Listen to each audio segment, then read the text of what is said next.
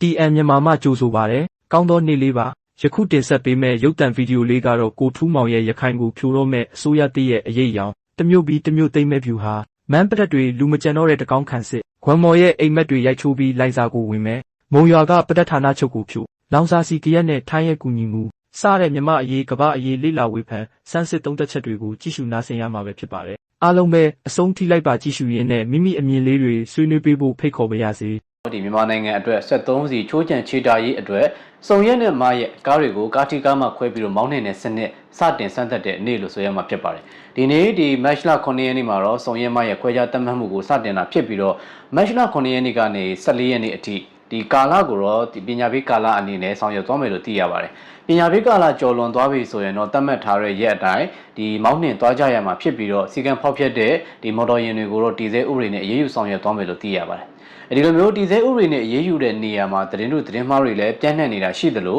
အတိမပြုတ်နိုင်တဲ့အမင်းကြော်ညာစာတွေလည်းထွက်ရှိနေတာရှိပါတယ်။ဒါကတော့ဒီနိုင်ငံတော်အစိုးရကကြေညာထားတဲ့ဒီရင်းတွေကိုသူ့ရဲ့ဒီတတ်မှတ်အလိုက်စုံရဲနဲ့မားရက်မှာကားနံပါတ်တွေအလိုက်ပြောင်းလဲမောင်းနှင်ရမယ်ဆိုတဲ့ရချောင်းမောင်းနှင်မှုကိုကျူးလွန်နဲ့ဖောက်ပြက်တယ်ဆိုလို့ရှိရင်တော့ဒီပုံမှန်188အရာထောင်ဒဏ်တစ်လနဲ့တန်ငွေပါပေးဆောင်ပြီးတော့အရေးယူဆောင်ရွက်သွားမယ်ဆိုတဲ့သတင်းဖြစ်ပါတယ်ဒီတန်ငွေရောထောင်ဒဏ်ရောနှစ်ခုလုံးနဲ့အရေးယူနိုင်တဲ့စီညာချက်တချို့ပြန့်နှံ့နေတာတွေ့ရပါတယ်ဒီအကြောင်းအရာနဲ့ပတ်သက်ပြီးတော့သက်ဆိုင်ရာကိုမေးမြန်းထားတာဖြစ်ပါတယ်ဒါပေမဲ့ဒီနေ့ဒီချိန်ထိတော့ဒီပြန့်နှံ့လာတဲ့သတင်းကကြီးညာချက်ကအတီးဖြစ်သလားဒါမှမဟုတ်ဒီဝါဒဖြန့်တဲ့သတင်းဖြစ်သလားဆိုတော့ကျွန်တော်တို့အချိန်နဲ့အမျှပြန်လဲတင်ဆက်ပေးသွားမှာပဲဖြစ်ပါတယ်ဆိုတော့တစ်ဖက်ကဒီ73စီလောင်စာစီချိုးကြံချွေတာရေးနဲ့ပတ်သက်ပြီးနိုင်ငံတော်အစိုးရကလည်းဒီရက်40အရန်စီရှိထားပြီးဖြစ်တယ်လို့ထပ်မံဝယ်ယူထားတဲ့ဒီလောင်စာစီသင်းမောတွေတန်ကားတွေကလည်းရောက်ရှိထားပြီးဖြစ်တယ်ဆိုတဲ့ကြေညာချက်ကိုပြီးခဲ့တဲ့ရက်ကဒီသတင်းမှန်ပြန်ကြားရေးအဖွဲ့ကောင်းဆောင်ဗိုလ်ချုပ်ဇော်မင်းထွန်းကလည်းတရားဝင်ပြောကြားထားပြီးဖြစ်ပါတယ်။ဒါအပြင်ပြီးခဲ့တဲ့မတ်လ1ရက်နေ့ကလေးကထိုင်းနိုင်ငံဘက်ကနေထွက်ရှိလာတဲ့ကောလာဟာလာသတင်းတွေနဲ့အတူထိုင်းနိုင်ငံကမြန်မာနိုင်ငံကိုတင်ပို့နေတဲ့ဒီ73စီတွေရောင်းချမှုကိုကန့်သက်လိုက်တယ်ဆိုတဲ့သတင်းကိုပြီးခဲ့တဲ့မတ်လ6ရက်နေ့ကပဲထိုင်းနိုင်ငံရဲ့ဝန်ကြီးချုပ်အနုတင်ကတရားဝင်ကြေညာလိုက်ပါတယ်။ဒါကတော့ဒီထိုင်းနိုင်ငံအနေနဲ့လောင်စာစီတွေဓာတ်ဆီဒီဇယ်လေယာဉ်စီအပါအဝင်ဒီလောင်စာစီအမျိုးမျိုးကိုလာအိုနဲ့မြန်မာနိုင်ငံကလွဲလို့ရှိရင်ကျန်တဲ့နိုင်ငံတွေကိုတော့ဒီရောင်းချမှုပိတ်ပင်ကန့်သက်သွားမယ်လို့ဆိုပါတယ်ဒီမတ်လ1ရက်နေ့တွေကထိုင်းနိုင်ငံဘက်ကလောင်စာစီရောင်းချမှုပြည်ပနိုင်ငံတွေကိုလောင်စာစီရောင်းချမှုကန့်သက်လိုက်တယ်ဆိုတဲ့သတင်းကဒီကောလာဟလအနေနဲ့ပြန့်နှံ့လာတဲ့အချိန်မှာပဲထိုင်းမြန်မာနယ်စပ်အနီးမှာလောင်စာစီတွေပြတ်တက်မှုတွေဖြစ်ပေါ်လာတယ်ဒီ73စီရောင်းတဲ့ဆိုင်တွေကလည်းစီတွေကိုရောင်းချခြင်းမပြုဘဲနဲ့တိုးလောင်ထားတဲ့ပုံစံမျိုးတွေနဲ့ဒီလောင်စာစီဝယ်ယူမှုမှာအခက်အခဲတွေဖြစ်လာခဲ့ပါတယ်မတ်လ6ရက်နေ့မှာသာထိုင်းနိုင်ငံဘက်ကသူတို့ရဲ့ဒီလောင်စာစီချိုးချံချွေတာကြီးအစီအမံကိုတရားဝင်ကြေညာခဲ့တာဖြစ်ပါတယ်ထိုင်းနိုင်ငံမှာလည်းဒီအစိုးရဘက်ကသတ်မှတ်တဲ့ရက်အတွင်းသတ်မှတ်တဲ့ဈေးနှုန်းနဲ့ရောင်းချပေးသွားရမှာဖြစ်ပြီးတော့အစိုးရသတ်မှတ်တဲ့ရက်ကျော်လွန်ရင်တော့ဒီကာလအလိုက်ဒေါ်လာဈေးအပြောင်းလဲပုံမှာမူတည်ပြီးတော့လောင်စာစီဈေးနှုန်းပြောင်းလဲသတ်မှတ်သွားမှာဖြစ်တယ်လို့သိရတယ်ဒါအပြင်ဒီအိန္ဒိယနိုင်ငံတွေကိုရောင်းချနေတဲ့ထဲကမှမြန်မာနဲ့လာအိုကိုတော့ထိုင်းနိုင်ငံကဆက်လက်တင်ပို့ရောင်းချပေးသွားမယ်လို့သိရပါတယ်ဆိုတော့ထိုင်းနိုင်ငံမှာရှိနေတဲ့ PTT EP အပါအဝင်တခြားသော73စီကုမ္ပဏီကြီးတွေလောင်စာစီကုမ္ပဏီကြီးတွေကမြန်မာနိုင်ငံကိုဆက်လက်ပြီးတော့တင်ပို့ရောင်းချသွားမှာဖြစ်တယ်လို့သိရပါတယ်။ထိုင်းနိုင်ငံဘက်ကတင်ပို့လာတဲ့လောင်စာစီတွေကတော့ဒီမြန်မာနိုင်ငံအလဲပိုင်းဒေသကိုတော့ရောက်ရှိမှာမဟုတ်ပါဘူး။အနည်းဆုံးကတော့ဒီထိုင်းမြန်မာနယ်စပ်အနီးမှာရှိနေတဲ့မြဝတီမြို့ကရင်ပြည်နယ်တကြောနောက်ပြီးတော့ရှမ်းပြည်နယ်အရှေ့ပိုင်းရှမ်းပြည်နယ်ဒီတောင်ပိုင်းဒေသတွေလို့ခေါ်လို့ရမယ်တာချီလိတ်ကျိုင်းတုံပတ်ဝန်းကျင်တွေကိုတော့ထိုင်းနိုင်ငံဘက်ကတင်သွင်းတဲ့လောင်စာစီတွေနဲ့ဝယ်ယူပြီးတော့ဒေသခံမိဘပြည်သူတွေမြန်မာနိုင်ငံသားတွေအသုံးပြုနေကြရတာဖြစ်ပါတယ်။ကောလာဟာလာသတင်းတွေထွက်ပေါ်လာပြီးတဲ့နောက်ဒီစီဆိုင်တွေကဒီအခြေအနေပေါ်မှာမူတည်ပြီးတော့လောင်စာစီတွေကိုတိုးလောင်တာတွေပြုလုပ်လာတယ်ဈေးတင်ရောင်းချတာတွေပြုလုပ်လာတယ်အစားသဖြင့်ပြုလုပ်လာတဲ့အခြေအနေတွေနဲ့ပတ်သက်ပြီးထိုင်းနိုင်ငံအစိုးရဘက်ကဆက်လက်ပြီးတင်ပို့ရောင်းချသွားမှာဖြစ်တဲ့အတွက်မြန်မာနိုင်ငံကိုပုံမှန်တိုင်းသွင်းနေတဲ့လောင်စာစီဓာတ်ဆီဒီဇယ်ပရီမီယံဒီဇယ်92 95ဒါတွေကိုတော့ဆက်လက်တင်သွင်းရောင်းချသွားမှာဖြစ်ပါတယ်မြန်မာနိုင်ငံအလဲပိုင်းအတွက်ဒီနိုင်ငံတော်အစိုးရထိန်းချုပ်ထားတဲ့ဒေသတွေအတွက်လိုအပ်တဲ့လောင်စာစီတွေကိုတော့ဒီအရန်စီကလည်းအရန်စီအတိုင်းပဲတက်ရှိနေမယ်ထပ်မံပြီးတော့မှာယူထားတဲ့တန်ကာတွေရောက်ရှိထားပြီးတန်ကာတွေကနေတဆင့်ဒီစိတ်ကန်းတွေကနေတဆင့်တာမနယ်တွေကနေတဆင့်လောင်စာစီတွေကိုဒီတွဲကားတွေနဲ့အဆင့်ဆင့်ခွဲတန်းချပေးပြီးတော့ရောင်းချသွားမှာဖြစ်ပါတယ်။ဒါကြောင့်မလို့ဒီ73စီလောင်စာပြက်လက်မှုနဲ့ပတ်သက်ပြီးဒီအတင်းစုပြုံတိုးဝယ်မှုတွေမလုပ်ကြဘူးတော့လိုအပ်ပါတယ်။ဒါအပြင်တစ်ဖက်ကဒီနိုင်ငံတော်အစိုးရကယာယီအနေနဲ့73စီချွေးကြံချိုးတန်တဲ့အတွက်ဒီစုံရဲမရဲနဲ့ခွဲခြားတတ်မှတ်မှုစတင်ဆောင်ရွက်နေပြီဖြစ်တဲ့အတွက်ဒီနေ့ဒီမတ်လ9ရက်နေ့မှာဆိုလို့ရှိရင်လည်းမြန်မာနိုင်ငံအနှံ့ပြားကမြို့တွေမှာသွားလာတော်တော်လေးနေသွားတာကိုတွေ့ရပါတယ်။နေပြည်တော်မှာဆိုလို့ရှိရင်လည်းဒီကားအစီးတော်တော်နေသွားတယ်လို့သိရပြီးတော့ရန်ကုန်မှာဆိုရင်လည်းရုံးပိတ်ရဖြစ်နေတာတောင်မှဒီစုံရဲမရဲ့ခွဲခြားတတ်မှတ်လိုက်တာကဒီနေ့မတ်လ9ရက်နေ့ကစတင်တာဖြစ်တဲ့အတွက်လမ်းပေါ်မှာသွားလာနေတဲ့ရင်ပုဂ္ဂလိက ဒီ YBS ယာဉ်တွေ taxi တွေကတော့သွာလာနေစေဖြစ်ပေမဲ့ပုဂ္ဂလိကကိုယ်ပိုင်ယာဉ်တွေသွာလာမှုကတော့အင်မတန်နည်းသွားတယ်လို့သိရပါတယ်။ထိုနည်းတူစွာပဲပြင်ဦးလွင်တောင်ကြီးမန္တလေးစတဲ့နေရာတွေမှာလည်းဒီဆောင်ရွက်မှရဲ့ခွဲခြားသတ်မှတ်မှုအတိုင်းမြန်မာနိုင်ငံသားတွေကလိုက်ပါဆောင်ရွက်ကြတာကိုမြင်တွေ့ရတဲ့အတွက်ဒါကဒီစီကံလိုက်နာတဲ့မြန်မာနိုင်ငံသားတွေအတွက်ကိုယ်ယူစရာတစ်ခုလို့ဆိုရမှာဖြစ်ပါတယ်။ဘာကြောင့်လဲဆိုတော့ဒီကျွန်တော်တို့ကမဖြစ်မနေသွားရမယ်လမ်းကြောင်းမဖြစ်မနေသွားရမယ်ကိစ္စကလွဲလို့ရှိရင်73စီကိုကိုယ့်ရဲ့တရက်စာဖြေတာလိုက်ရုံနဲ့တကယ်သုံးပြုဖို့လိုအပ်တဲ့သူတွေအတွက်တရက်စာအသုံးပြုနိုင်မှာဖြစ်ပါတယ်။ဆိုင်ကယ်တွေနဲ့ပတ်သက်ရင်တော့ဒီဆိုင်ကယ်တွေနဲ့အလှည့်ကျစနစ်နဲ့စီတန်းပြီးလို့ရှိရင်ဓာတ်ဆီပုံတွေနဲ့ရောင်းချနေတာတွေကိုတော့သက်ဆိုင်ရာကနေဆက်လက်ထိန်းချောင်းသွားရမှာဖြစ်ပါတယ်။မနေ့ကကျွန်တော်တို့မန္တလေးဘက်ကိုရောက်ရှိတဲ့အချိန်တရင်ရတဲ့အချိန်မှာတော့ဒီမန္တလေးရဲ့မြောက်ပြင်မန္တလေးတောင်ကြီးဘက်ပေါ့ဒီမရယာနဲ့အဆက်မှာရှိနေတဲ့တန်ကိုစီဇန်အနီးမှာပဲဆိုင်ကယ်တွေနဲ့တန်းစီပြီးတော့ဘေးမှာပဲဓာတ်ဆီတွေဒီပုံအဝါတွေနဲ့ပြန်ပြီးစုပ်ထုတ်ရောင်းချတဲ့ပုံစံမျိုးတွေပြုလုပ်နေတာတွေတွေ့ရတယ်။သက်ဆိုင်ရာကဒါတွေကိုတော့ထင်းချောင်းတက်မှတ်ပေးသွားဖို့လိုပါတယ်။ဓာတ်ဆီဆိုင်တွေအနီးနောက်ပြီးတော့ဓာတ်ဆီဆိုင်တွေနဲ့မှလမ်းမကန်းတွေမှာဆိုင်ကယ်တွေနဲ့ဒီစီထုတ်ပြီးတော့ရောင်းနေတာတွေတချို့ဒီကားတွေမှာလည်းစီတိုတန်းစီပြီးတော့စီထုတ်လို့လွယ်တဲ့ကားမျိုးစားတွေမှာဆိုရင်လည်းပိုက်နဲ့ပြန်ဆုပ်ထုတ်အောက်ကနေချက်ပါးကနေဒီဇယ်ဓာတ်ဆီပြန်ဆုပ်ထုတ်ပြီးရောင်းချနေတဲ့အခြေအနေမျိုးကလက်ရှိရာသီဥတုပူပြင်းလာတဲ့နွေရာသီရောက်ရှိလာတဲ့အခြေအနေနဲ့မိလောင်မှုအနေကလည်းအများကြီးစိုးရိမ်စရာဖြစ်လာပါတယ်။ဒါတွေကိုတော့သက်ဆိုင်ရာဝန်ကြီးဌာနသက်ဆိုင်ရာလုံခြုံရေးတပ်ဖွဲ့ဝင်တွေနဲ့ထိန်းချောင်းသွားကြရမှာဖြစ်ပါတယ်။ဒီလိုထိန်းချောင်းသွားတဲ့နေရာမှာလည်းအကျင့်ပြတ်ခြားစားမှုလက်ပေးလက်ယူမှုမရှိဘူးလို့လိုပါတယ်။ဒါအပြင်ဒီနေ့မတ်လ9ရက်နေ့ကစတင်လိုက်တဲ့ဒီတရက်ချာဆောင်ရဲမရဲ့ခွဲခြားသတ်မှတ်မှုအတွင်းဝန်ကြီးဌာနတွေနဲ့သက်ဆိုင်ရာလုံခြုံရေးတပ်ဖွဲ့ဝင်တွေသက်ဆိုင်ရာဒီထွေအုပ်ရဲရင်တွေစသဖြင့်အားလုံးပူးပေါင်းပြီးဆောင်ရွက်နေတဲ့အခြေအနေတွေကမှလက်ပေးလက်ယူတွေမဖြစ်ဖို့လည်းလိုအပ်ပါတယ်။ဒီအကြောင်းအရာတွေနဲ့ပတ်သက်ပြီးဒီမြန်မာနိုင်ငံသူမြန်မာနိုင်ငံသားတွေကတော်တော်ကြီးစိုးရိမ်ပူပန်မှုတွေမြင့်တက်လျက်ရှိပါတယ်။ဘာကြောင့်လဲဆိုတော့ပုံမှန်အားဖြင့်တောင်မှဒီရင်နှင်းရဲတွေနဲ့ပတ်သက်ရင်အမြဲတမ်းဆိုသလိုဒီအကြောင်းပြချက်မျိုးစုံနဲ့ဒဏ်ကြီးဆောင်နေရတာတွေရှိတယ်။ပုံမှန်တက်စရာမရှိလို့ရှိရင်ခေါင်းစဉ်တစ်ခုခုရှာပြီးတော့တက်လိတက်ထရှိတဲ့အတွက်လူနိုင်ငံတော်အစိုးရဘက်ကတရားဝင်သတ်မှတ်လိုက်တဲ့အတွက်ဒီဆောင်ရွက်မှာမနက်ဘက်နဲ့ကားတွေစီးခွင့်မရှိဘူးမနက်ဘက်နဲ့ကားတွေကဆောင်ရွက်မှာစီးခွင့်မရှိဘူးဆိုတဲ့အခြေအနေပေါ်မှာသူတို့အတွက်လုံစားခွင့်တစ်ခုဖြစ်သွားမှာအကျင့်ပြတ်ခြားစားတဲ့နိုင်ငံဝန်ထမ်းတွေလုံစားခွင့်တစ်ခုဖြစ်သွားမှာဥပဒေကိုအကြောင်းပြပြီးတော့သူတို့အတွက်စားခွင့်တွေဖြစ်သွားမှာကိုတော့မြန်မာနိုင်ငံသူမြန်မာနိုင်ငံသားတွေကစိုးရိမ်ပူပန်မှုတွေမြင့်တက်နေပါတယ်။ဒါတွေကိုတော့ကျွန်တော်တို့မိဘပြည်သူတွေနဲ့သက်ဆိုင်ရာနဲ့ဒီစတုထမှန်တဲ့သတင်းမီဒီယာတွေနဲ့ပူးပေါင်းပြီးတော့အကျင့်ပြတ်ခြားစားမှုရှိနေတဲ့နေရာတွေကိုဓာတ်ပုံမှတ်တမ်းတွေနဲ့တကွာဖော်ပြပြီးတော့ဒီအကျင့်ပြတ်ခြားစားမှုရှိနေတဲ့နေရာတွေကိုတော့အတက်နိုင်ဆုံးထိန်းချောင်းသွားကြရမှာပဲဖြစ်ပါတယ်။ဆိုတော့ဒီဆိုလိုရေးကိုပြန်ကောက်ရင်တော့ဒီနေ့မတ်လ9ရက်နေ့ကဒီတရက်ချမောင်းနေတဲ့စနစ်စတင်တဲ့ရက်ဖြစ်တယ်။ထိုင်းနိုင်ငံကလည်းဒီထိုင်းမြန်မာနယ်စပ်အနီးကမြန်မာနိုင်ငံနယ်ကိုထပ်မံပြီးတော့စီရီတင်ဖို့ရောင်းချမယ်ဆိုတော့ကိုထိုင်းနိုင်ငံအစိုးရထိုင်းနိုင်ငံဝန်ကြီးချုပ်ဘက်ကတရားဝင်ကြေညာထားပြီးဖြစ်ပါတယ်။ဒီထဲမှာ LNG gas တွေလည်းပါဝင်တာဖြစ်တဲ့အတွက်ဒီနှစ်နိုင်ငံအစိုးရပူးပေါင်းဆောင်ရွက်ထားတဲ့ LNG နဲ့လေတဲ့ဒီလျှက်စစ်ဓာတ်အားပေးလုပ်ငန်းတွေလည်းဆက်လက်လည်ပတ်နိုင်တော့မှာဖြစ်ပါတယ်။ဒါကဒီလက်ရှိမြန်မာနိုင်ငံအပါအဝင်ကမ္ဘာနိုင်ငံအသီးသီးကြုံတွေ့နေရတဲ့73စီအကြက်တဲနဲ့ပတ်သက်တဲ့ဒီသတင်းကိုတင်ဆက်ပေးခဲ့တာပဲဖြစ်ပါတယ်။ဒီလို73စီပြက်လက်မှုနဲ့ပတ်သက်ပြီးဒုက္ခရောက်နေတာကတော့အကြမ်းဖက်သမားတွေနဲ့အကြမ်းဖက်အားပေးမီဒီယာတွေဖြစ်တယ်။လေတွေကနေတိုက်အိမ်ဆောင်နေတဲ့ NUG PP အုပ်စုနဲ့သူတို့ထင်းချုပ်ထားတဲ့နေရာတွေမှာတော့လောင်စာစီပြက်လက်မှုနဲ့ပတ်သက်ပြီးတော့ဆိုရင်ပူပန်မှုတွေမြင့်တက်နေတာရှိတယ်လို့တရားပြည်နယ်ဒီမော့ဆိုဒေတာဒီမော့ဆိုမြို့ရဲ့အနောက်ဘက်ခြမ်းဒီတောင်ငူလိတ်တူလမ်းပိုင်းမှာရှိနေတဲ့အကြမ်းဖက်သမားတွေရဲ့စေယုံမှာတော့ဒီဇယ်စီပြက်လက်မှုအတွက်အရေးပေါ်အခြေအနေနဲ့ကြုံတွေ့နေရတယ်လို့သိရပါတယ်။ပြီးခဲ့တဲ့ဒီမတ်လ1ရက်နေ့တွေကဒီလောင်စာစီအကျက်တဲကြောင့်အကြမ်းဖက်သမားတွေထိန်းချုပ်ရာဒေသတွေမှာလောင်စာစီတင်သွင်းမှုတော်တော်လေးကြက်တွေလည်းဖြစ်လာပါတယ်။ဒီလိုအကျက်တဲတွေဖြစ်လာတာတွေရဲ့နောက်ဆက်တွဲကတော့ဒီမိဆက်တွေနှိုးပြီးတော့အကြမ်းဖက်သမားတွေအတူပြန်ဖွာလန်ကျဲတွေနဲ့အောက်ဆီဂျင်ပေးပြီးတော့အသက်ဆက်နေရတဲ့အကြမ်းဖက်သမားတွေအတွက်အကြမ်းဖက်သမားတွေရဲ့ဆေးရုံတွေအတွက်ကတော့လိုအပ်ချက်တွေနဲ့ပုံမှုဆိုးရတဲ့အခြေအနေမျိုးနဲ့ကြုံတွေ့လာရပါတယ်။ဒီမို့ဆိုအနောက်ချမ်းမှာရှိနေတဲ့ O1 လို့နာမည်ပေးထားတဲ့အကြမ်းဖက်သမားတွေရဲ့ဒီဆေးရုံကတော့ဒီနေ့မတ်လ9ရက်နေ့မှာတော့လုံးဝဒီဇယ်စီပြက်လက်သွားပြီဖြစ်တဲ့အတွက်အောက်ဆီဂျင်ပေးပြီးတော့အသက်ဆက်နေရတဲ့အကြမ်းဖက်သမားတွေလုံးဝသေဆုံးသွားနိုင်တဲ့အခြေအနေရှိပါတယ်။ဒီဆေးရုံကိုတော့အကြမ်းဖက်သမားတွေကဒီ OG case တွေနောက်ပြီးတော့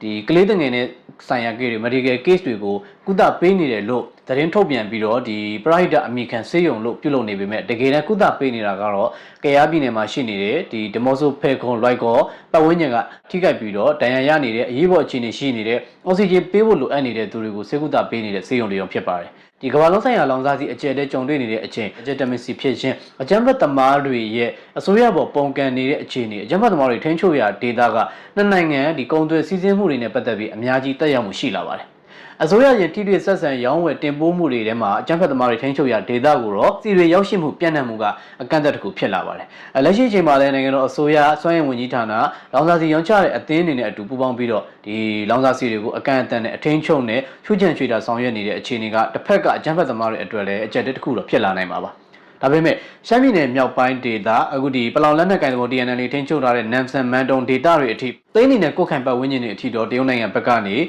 လောင်စာစီတွေတွဲကားတွေနဲ့ဝင်ရောက်နေသေးတာရှိတယ်လို့ဒီတရုတ်မြန်မာနယ်စပ်အနီးကချင်ပြည်နယ်မှာရှိနေတဲ့ချီဝေစော့လော်ကမ်မိုက်ဒီပတ်ဝန်းကျင်ကနေတရုတ်နိုင်ငံဘက်ကနေချက်စီတွေကိုပရီမီယံဒီဇယ်တွေကိုမျိုးစုံလောင်စာစီတွေကိုအကြောင်းပြချက်မျိုးစုံအနေအထားမျိုးစုံနဲ့ဝင်ရောက်သယ်ဆောင်နေကြဆဲပဲဖြစ်ပါတယ်ဒါတွေကိုတော့ဒီလုံခြုံရေးတပ်ဖွဲ့ဝင်တွေနဲ့တပ်မတော်ကဆက်လက်ထိန်းချုပ်သွားဖို့လိုတယ်။ဘာကြောင့်လဲဆိုတော့မနေ့ကမတ်လ6ရက်နေ့မှာဆိုလို့ရှိရင်ကချင်ပြည်နယ်နဲ့တရုတ်နိုင်ငံနယ်စပ်ကမ်မိုက်တီလမ်းကြောင်းကနေပြီးတော့လောင်စာစီတွေကိုဒီတရုတ်နိုင်ငံရဲ့စီနိုထရက်တွေနဲ့ပေပါအများပြားသယ်ဆောင်ပြီးတော့ဒီစင်ကန်တရာကနေအေယာရီမြစ်အနောက်ဘက်ကျန်းဖားကန်ဒေသတွေအထိကိုဆက်လက်ပြီးတော့လောင်စာစီတွေဝင်ရောက်နေစေဖြစ်တယ်ဆိုတဲ့သတင်းကိုကြားသိရပါတယ်။ဒါကြောင့်မလို့ဒေသခံမိဘပြည်သူတွေကဒီတကယ်အသုံးပြုရတဲ့သူတွေမှာအခက်အခဲတွေဖြစ်လာပေမဲ့အကြမ်းဖက်သမားတွေကချင်လက်နက်ကိုင်သဘော KI အပါအဝင်NUG ပြည်ပြည်အုပ်စုတွေထိန်းချုပ်ထားတဲ့နေရာတွေကတရားဝင်ရွှေတူးဖော်မှုတရားဝင်ရွှေမျိုးတူးဖော်မှုတရားဝင်ကြောက်တူးဖော်မှုနဲ့ဖားကန်ဒေသကြောက်စိမ်းတူးဖော်မှုလုပ်ငန်းတွေကတော့ဆက်လက်လုပ်ကိုင်နေစေဖြစ်တဲ့အတွက်ဒေသခံမိဘပြည်သူတွေရဲ့လိုလားချက်ကတော့တပ်မတော်အနေနဲ့အကြမ်းဖက်သမားတွေရဲ့ဒီလောင်စာစီမှောက်ခိုဝင်ရလမ်းကြောင်းတွေကိုထိန်းချုပ်ပေးစေခြင်းနဲ့ဆိုတဲ့သဘောမျိုးကိုတော့မြင်တွေ့ရပါတယ်။ဒါကြောင့်မလို့ဒီမနေ့ကစင်ကန်တသားကိုဖျက်သွားတဲ့တရုတ်စီနိုထရက်ကားကြီး6စီးထက်မနေ့ကဒီကချင်ပြည်နယ်နဲ့တရုတ်နိုင်ငံနယ်စပ်ကနေဗမော်ရွှေကူပတ်ဝန်းကျင်ကိုဖျက်တမ်းပြီးတော့အေယာရီမီရဲ့အနောက်ဘက်ကျန်စကိုင်းနဲ့အထက်ပိုင်း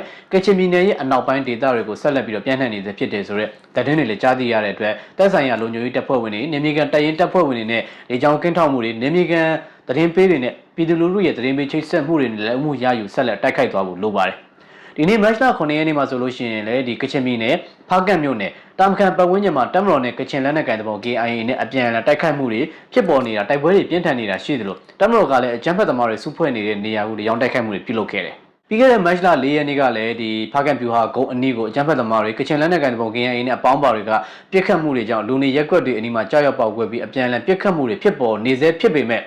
ဖားကန့်မြို့ရဲ့အစွန်အဖျားကချင်လက်နက်ကိုင်သဘော KIA နဲ့ဒီNUG လောက်ခံ PDF တွေထိန်းချုပ်ထားတဲ့နေရာတွေမှာတော့ဒီဥရုမြစ်အပါအဝင်နမတ်မြစ်ပတ်ဝန်းကျင်တွေမှာတော့ရွှေတူးဖော်မှုတွေကြောက်တူးဖော်မှုတွေကိုဆက်လက်လုပ်ကိုင်နေစေဖြစ်တဲ့အတွက်ဒေသခံမိဘပြည်သူတွေကတော့အကြမ်းဖက်သမားတွေအဓိကရေတောမြစ်တွေကိုဖျက်တောက်ပေးဖို့မျှော်လင့်တောင်းတလျက်ရှိတယ်ဆိုတဲ့သတင်းကိုလောင်စာစီအကြက်တဲတွေရှိနေပေမဲ့အကြမ်းဖက်သမားတွေထိန်းချုပ်ရာဒေသမှာဆက်လက်ကူတန်းရောင်းဝယ်နေစေဖြစ်တဲ့ဆိုတဲ့အခြေအနေအကြောင်းအရာကိုဆက်ပြီးတော့တင်ဆက်ပေးခဲ့တာပဲဖြစ်ပါတယ်နောက်ထပ်သတင်းတစ်ပုဒ်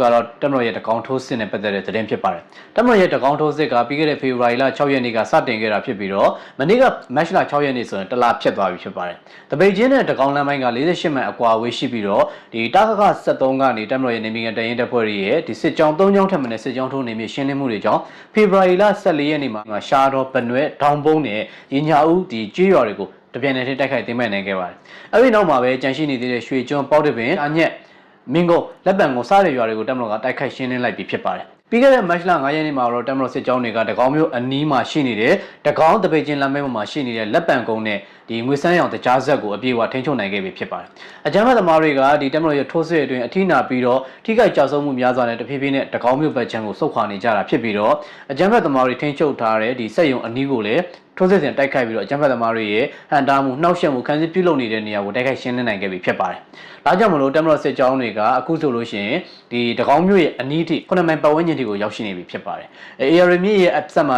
AR မြစ်ရဲ့ကမ်းစပ်မှာရှိနေတဲ့ကြာညက်အပါအဝင်ဒီတပိတ်ချင်းတကောင်းလမ်းပိုင်းပေါ်မှာလည်းတပ်မတော်ကစစ်ကြောင်းကြီး3ကြောင်းတက်မနဲ့ထိုးစစ်ဆင်တိုက်ခိုက်နေတာကြောင့် AR မြစ်ကိုဖျက်ကူပြီးဆုတ်ခွာထွက်ပြေးမဲ့အကြမ်းဖက်သမားတွေ NUG လောက်ခံပေယိုလုံး PDF တွေအနေနဲ့လည်းဆုတ်ခွာရာနေရာကပေါင်ကျင်းတွေလိုဖြစ်လာပြီဖြစ်တယ်လို့ဒီတကောင်းမျိုးကိုဆက်လက်ဆုတ်ခွာမယ်ဆိုလို့ရှိရင်လည်းတပ်မတော်စစ်ကြောင်းတွေကအခုလက်ပံကိုဆယ်စင်းကိုထပ်ပြီးတော့တိုက်ခိုက်သိမ်းမဲ့မယ်ဆိုလို့ရှိရင်တွင်းတကောင်းလမ်းဆောင်ကိုရောက်ရှိတော့မှာဖြစ်ပါတယ်ဆိုတော့တပ်မတော်စစ်ကြောင်းတွေကဒီနေ့မတ်လ9ရက်နေ့မှာဆိုလို့ရှိရင်တကောင်းမျိုးအနီး9မိုင်နဲ့10မိုင်ကြားပတ်ဝန်းကျင်ထိကိုရောက်ရှိနေပြီဖြစ်ပါတယ်အခုဆိုလို့ရှိရင်ရေရင်ကနေဆက်သွားမယ်ဆိုလို့ရှိရင်တော့ကြေးရွာ3-4ရွာသာရှိပါတော့တယ်။တပ်မတော်တွေရဲ့ခံစစ်စီးတွေကိုလည်းတပ်မတော်ကတောင်းလျှောက်လို့လက်နက်ကြီးနဲ့ပစ်ခတ်တာတွေဒီ suicide drone တွေ kamikaze drone တွေနဲ့ overwatch ပြုတ်လုပ်ပြီးတော့တိုက်ခိုက်နေတာတွေကြောင့်မြေပြင်ဝေဟင်ပူးပေါင်းချိတ်ဆက်တိုက်ခိုက်မှုတွေကြောင့်အကြမ်းဖက်သမားတွေထိခိုက်ဒေဆုံးမှုများနေပါတယ် ဒီလိုမျိုးထိခိုက်ဒေဆုံးမှုတွေများနေတဲ့အတွက်တကောင်းမျိုးကိုခုခံသွားမယ်ဆိုတဲ့ NUG ရဲ့လက်အောက်ခံ PDF တွေ local ပကဖအဖွဲ့တွေဒီတကောင်းဒေသမှာလာရောက်တိုက်ခိုက်နေတဲ့ကြောက်စဲဒေသကကြောက်စဲခရင်ကတက်ရင်တွေနောက်ပြီးတော့အညာဒေသစကိုင်းတိုင်းထဲမှာရှိတဲ့အညာသား PDF တွေထိခိုက်ဒေဆုံးမှုတွေများနေပါတယ်ဒါကြောင့်မလို့ပြီးခဲ့တဲ့ဒီ match လာ4ရက်နေ့အထိစင်ကူ PDF တွေဒီ52ယောက်ထပ်မံအလင်းဝင်ရောက်လာတာတွေကိုလည်းမြင်တွေ့ရတယ်အကြမ်းဖက်သမားတွေထပ်မံပြီးအလင်းဝင်မှုချိတ်ဆက်တာတွေလည်းရှိနေပါတယ်မန္တလေး PDF နဲ့အပေါင်းပါတွေလည်းအလင်းဝင်မှုအတွက်ဒီတက်ဆိုင်ရာတိုင်းတွေနဲ့ချိတ်ဆက်ထားတာလူဦးရေ300ကျော်နေပါရှိတယ်လို့သိရပါတယ်ဒါကြောင့်မန္တလေး PDF ကဖွဲ့စည်းပုံသာရှိနေတာမြေပြင်မှာအရေးအတွက်ရှိသေးရလားလို့တောင်မေးရမလို့ဖြစ်နေပါတယ်ဆိုသူရာဇိုတို့အနေနဲ့လည်း NUG ပြည်ပြည်အုပ်စုရဲ့ MOD မှာစီဦးစီးချုပ်ယာတို့ယူထားပြီးတော့မိုးကုတ်မျိုးကိုဆက်လက်ခုခံတိုက်ခိုက်သွားမယ်မိုးကုတ်မျိုးကနေတဖွာမှမခွာဘူးလို့ကြွေးကြော်နေပေမဲ့အခုဆိုရင်မိုးကုတ်မျိုးရဲ့အဖျားအနားမှာပဲကြီးလေးဖောက်လိုက်လက်နက်ကြီးပစ်လိုက်နဲ့အလွန်ငွေတောင်းလို့ရအောင်တိုက်ပွဲဖော်ဆောင်တဲ့အခြေအနေမျိုးသာပြုလုပ်လာနိုင်ပါတယ်အခုဆိုရင်တော့မိုးကုတ်မျိုးရဲ့အနောက်ဘက်ကြက်ပြင်းနဲ့ဘားနဲ့ကြားတွေမှာအကြမ်းဖက်သမားတွေစုဖွဲ့နေတဲ့နေရာကိုတမရလုံခြုံရေးတပ်ဖွဲ့ဝင်တွေကစစ်ကြောင်းထုံးနေပြီးရှင်းလင်းတာတွေပြုလုပ်နေတဲ့အတွက်အကြမ်းဖက်သမားတွေမှာစုတ်ခွာရလမ်းကပိတ်ဆို့ခံနေရပြီဖြစ်ပါတယ်ဆက်လက်စုတ်ခွာရလမ်းကြောင့်တွင်းငယ်ရင်ညာဦးလမ်းပိုင်းကိုလည်းတမရလုံခြုံရေးတပ်ဖွဲ့ဝင်တွေကဒူးနဲ့တဲနဲ့ခံစစ်ပြင်ပြီးတော့ကင်းတွေချထားတာရှိသလိုတကောင်းကိုထိုးစစ်ဆင်နေတဲ့တမရစစ်ကြောင်းတွေကလည်းအရှင်အဟုန်နဲ့ထိုးစစ်ဆင်တိုက်ခိုက်နေတာဖြစ်တဲ့အတွက်NUG လက်အောက်ခံ PDF လက်နက်ကင်သဘော KIA နဲ့ပလောင်လက်နက်ကင်သဘော DNL ရဲ့လက်နက်တပ်ဆင်ပေးမှုတွေနဲ့အသေးခံတိုက်ပွဲဝင်နေကြတဲ့အညာသားတော်သား PDF တွေမှာနေ့စဉ်ထိခိုက်ဒေဆုံးမှုတွေများနေပါတယ်။ဆိုတော့ဒီတလားကျော်သွားတဲ့တိုက်ပွဲအတွင်းအကြမ်းဖက်သမားတွေထိခိုက်ဒေဆုံးသူကရာချီရှိလာပြီဖြစ်ပြီးတော့လက်နက်ချသူတွေအလင်းဝင်သူတွေနဲ့ယူနီဖောင်းချွတ်ပြီးတော့လက်နက်လည်းမချဘူး PDF တွေထဲမှာလည်းဆက်မနေပဲနဲ့ရွာသားလိုလိုတောသားလိုလိုကိုယ့်ရဲ့ကိုယ့်ရွာကိုပြန်တော့မလို့လို့နဲ့စစ်ဘေးရှောင်ဒုက္ခတဲ့ PDF အဖြစ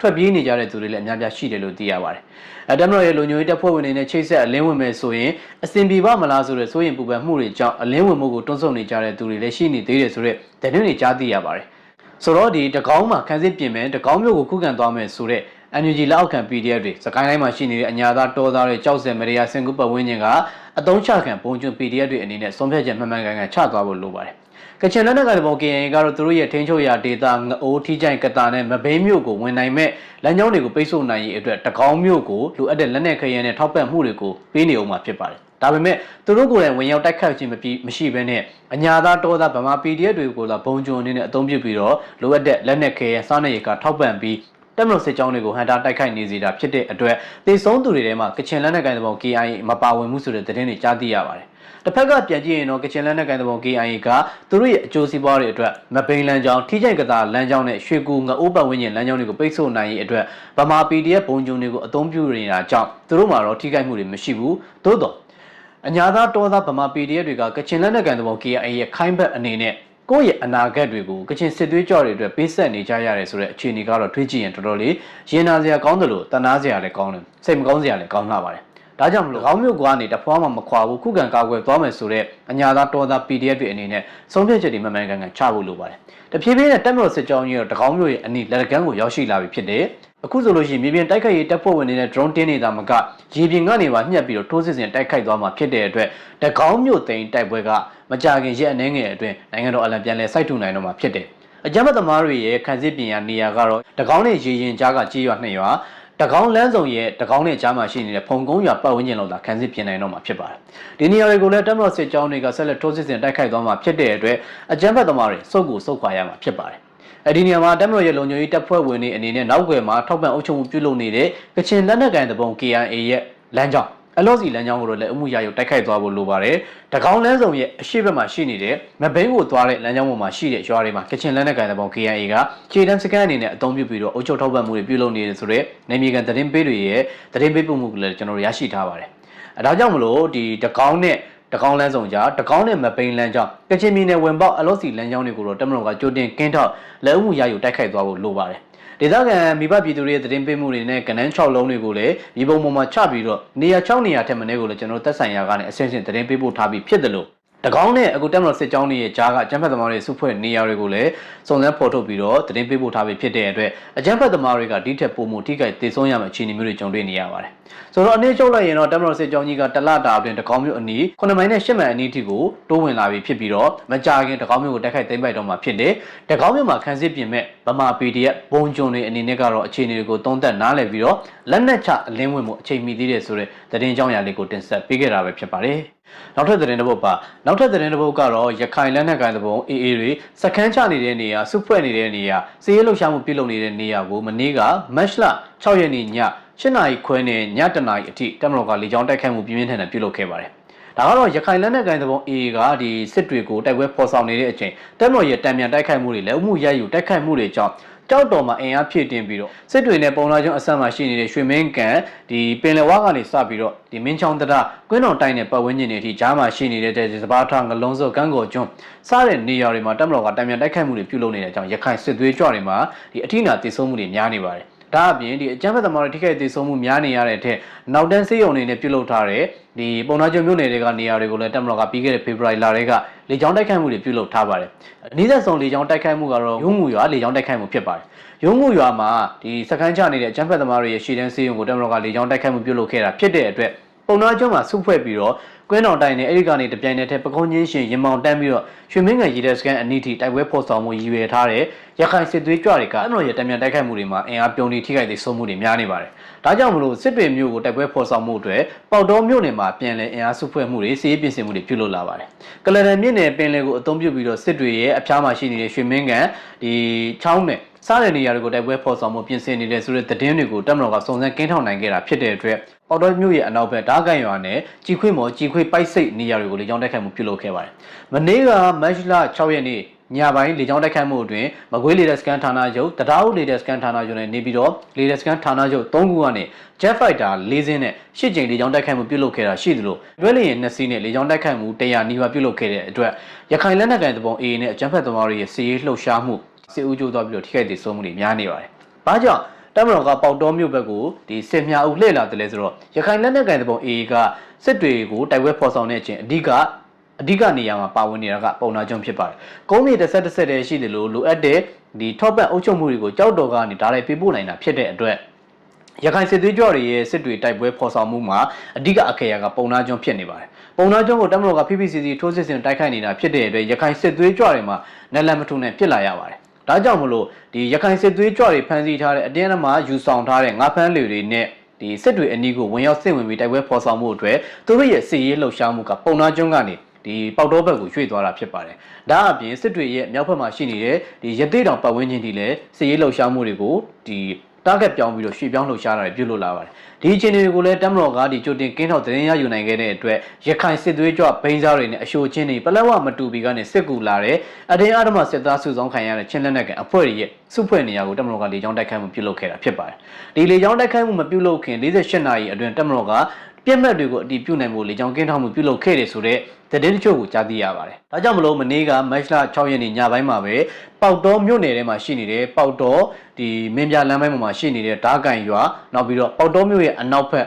်ဒီလှေစိတ်တွေရှိနေတဲ့ကျိန်ခွေပိုက်စိတ်နဲ့ကျိန်ခွေရွာတွေကိုလေကြောင်းတိုက်ခိုက်မှုပြင်းပြင်းထန်ထန်ပြုလုပ်ခဲ့ပါတယ်။ဝိုင်တွဲလေရင်နဲ့ဘုံကျဲတိုက်ခိုက်မှုမှာလည်းအလုံးကြီး100ကျော်တိုက်ခိုက်ခဲ့တာဖြစ်ပြီးတော့ Jet Fighter ၄စီးနဲ့8ကြိမ် rocket တွေနဲ့ပစ်ခတ်တိုက်ခိုက်မှုတွေကြောင့်ရခိုင်စစ်သွေးကြွတွေနဲ့အချိုချင်းတွေချင်းလက်နက်ကန်အဖွဲ့တွေရဲ့စိတ်ဝင်မှုတွေစက္ကန့်ချမှုတွေနဲ့ဒီကလဒန်မြစ်ကနေပင်လယ်ဝါကနေဖြတ်ပြီးတော့စစ်တွေမျိုးတွေကိုဝင်ရောက်စိတ်ဝင်ပြီးတိုက်ပွဲဖော်ဆောင်မှုပြုလုပ်နေတဲ့အချိန်တပ်မတော်ကလက်အမှုရယူတိုက်ခိုက်နိုင်ခဲ့တာကြောင့်ရခိုင်စစ်သွေးကြွတွေအနည်းဆုံး90နဲ့80ကြာထိခိုက်တည်ဆုံးနိုင်တယ်ဆိုတဲ့သတင်းတွေကိုကြားသိရပါတယ်။ကြောက်ရောက်ပေါက်ကွဲခဲ့တဲ့ဘုံဒီစစ်ကေကြီးဘုံဒီအလုံး100နဲ့တွက်မယ်ဆိုလို့ရှိရင်တော့ဒီဘေးပတ်ဝန်းကျင်ကဘုံဒီကြောက်ရောက်ပေါက်ကွဲခဲ့တဲ့နေရာတွေကကျွန်တော်ငါးဖမ်းပိုက်စကားလိုမျိုးအပေါက်ဟောင်းလောင်းတွေဖြစ်သွားမှာဖြစ်ပါတယ်။ဆိုတော့ဒီဓာကင်နဲ့ကျိန်ခွေရပတ်ဝန်းကျင်တွေကိုသာအလုံးကြီးတလုံးကို9ပေချားနဲ့တွက်ကြည့်မယ်ဆိုလို့ရှိရင် trail line ဖော်ပြီးတွက်ကြည့်ရင်တောင်မှအကြမ်းဖက်သမားတွေအတွက်ပြေးစရာမြေရှိသေးလားဆိုတာကိုကျွန်တော်သင်ချတွက်နည်းနဲ့ပဲဖြစ်ဖြစ်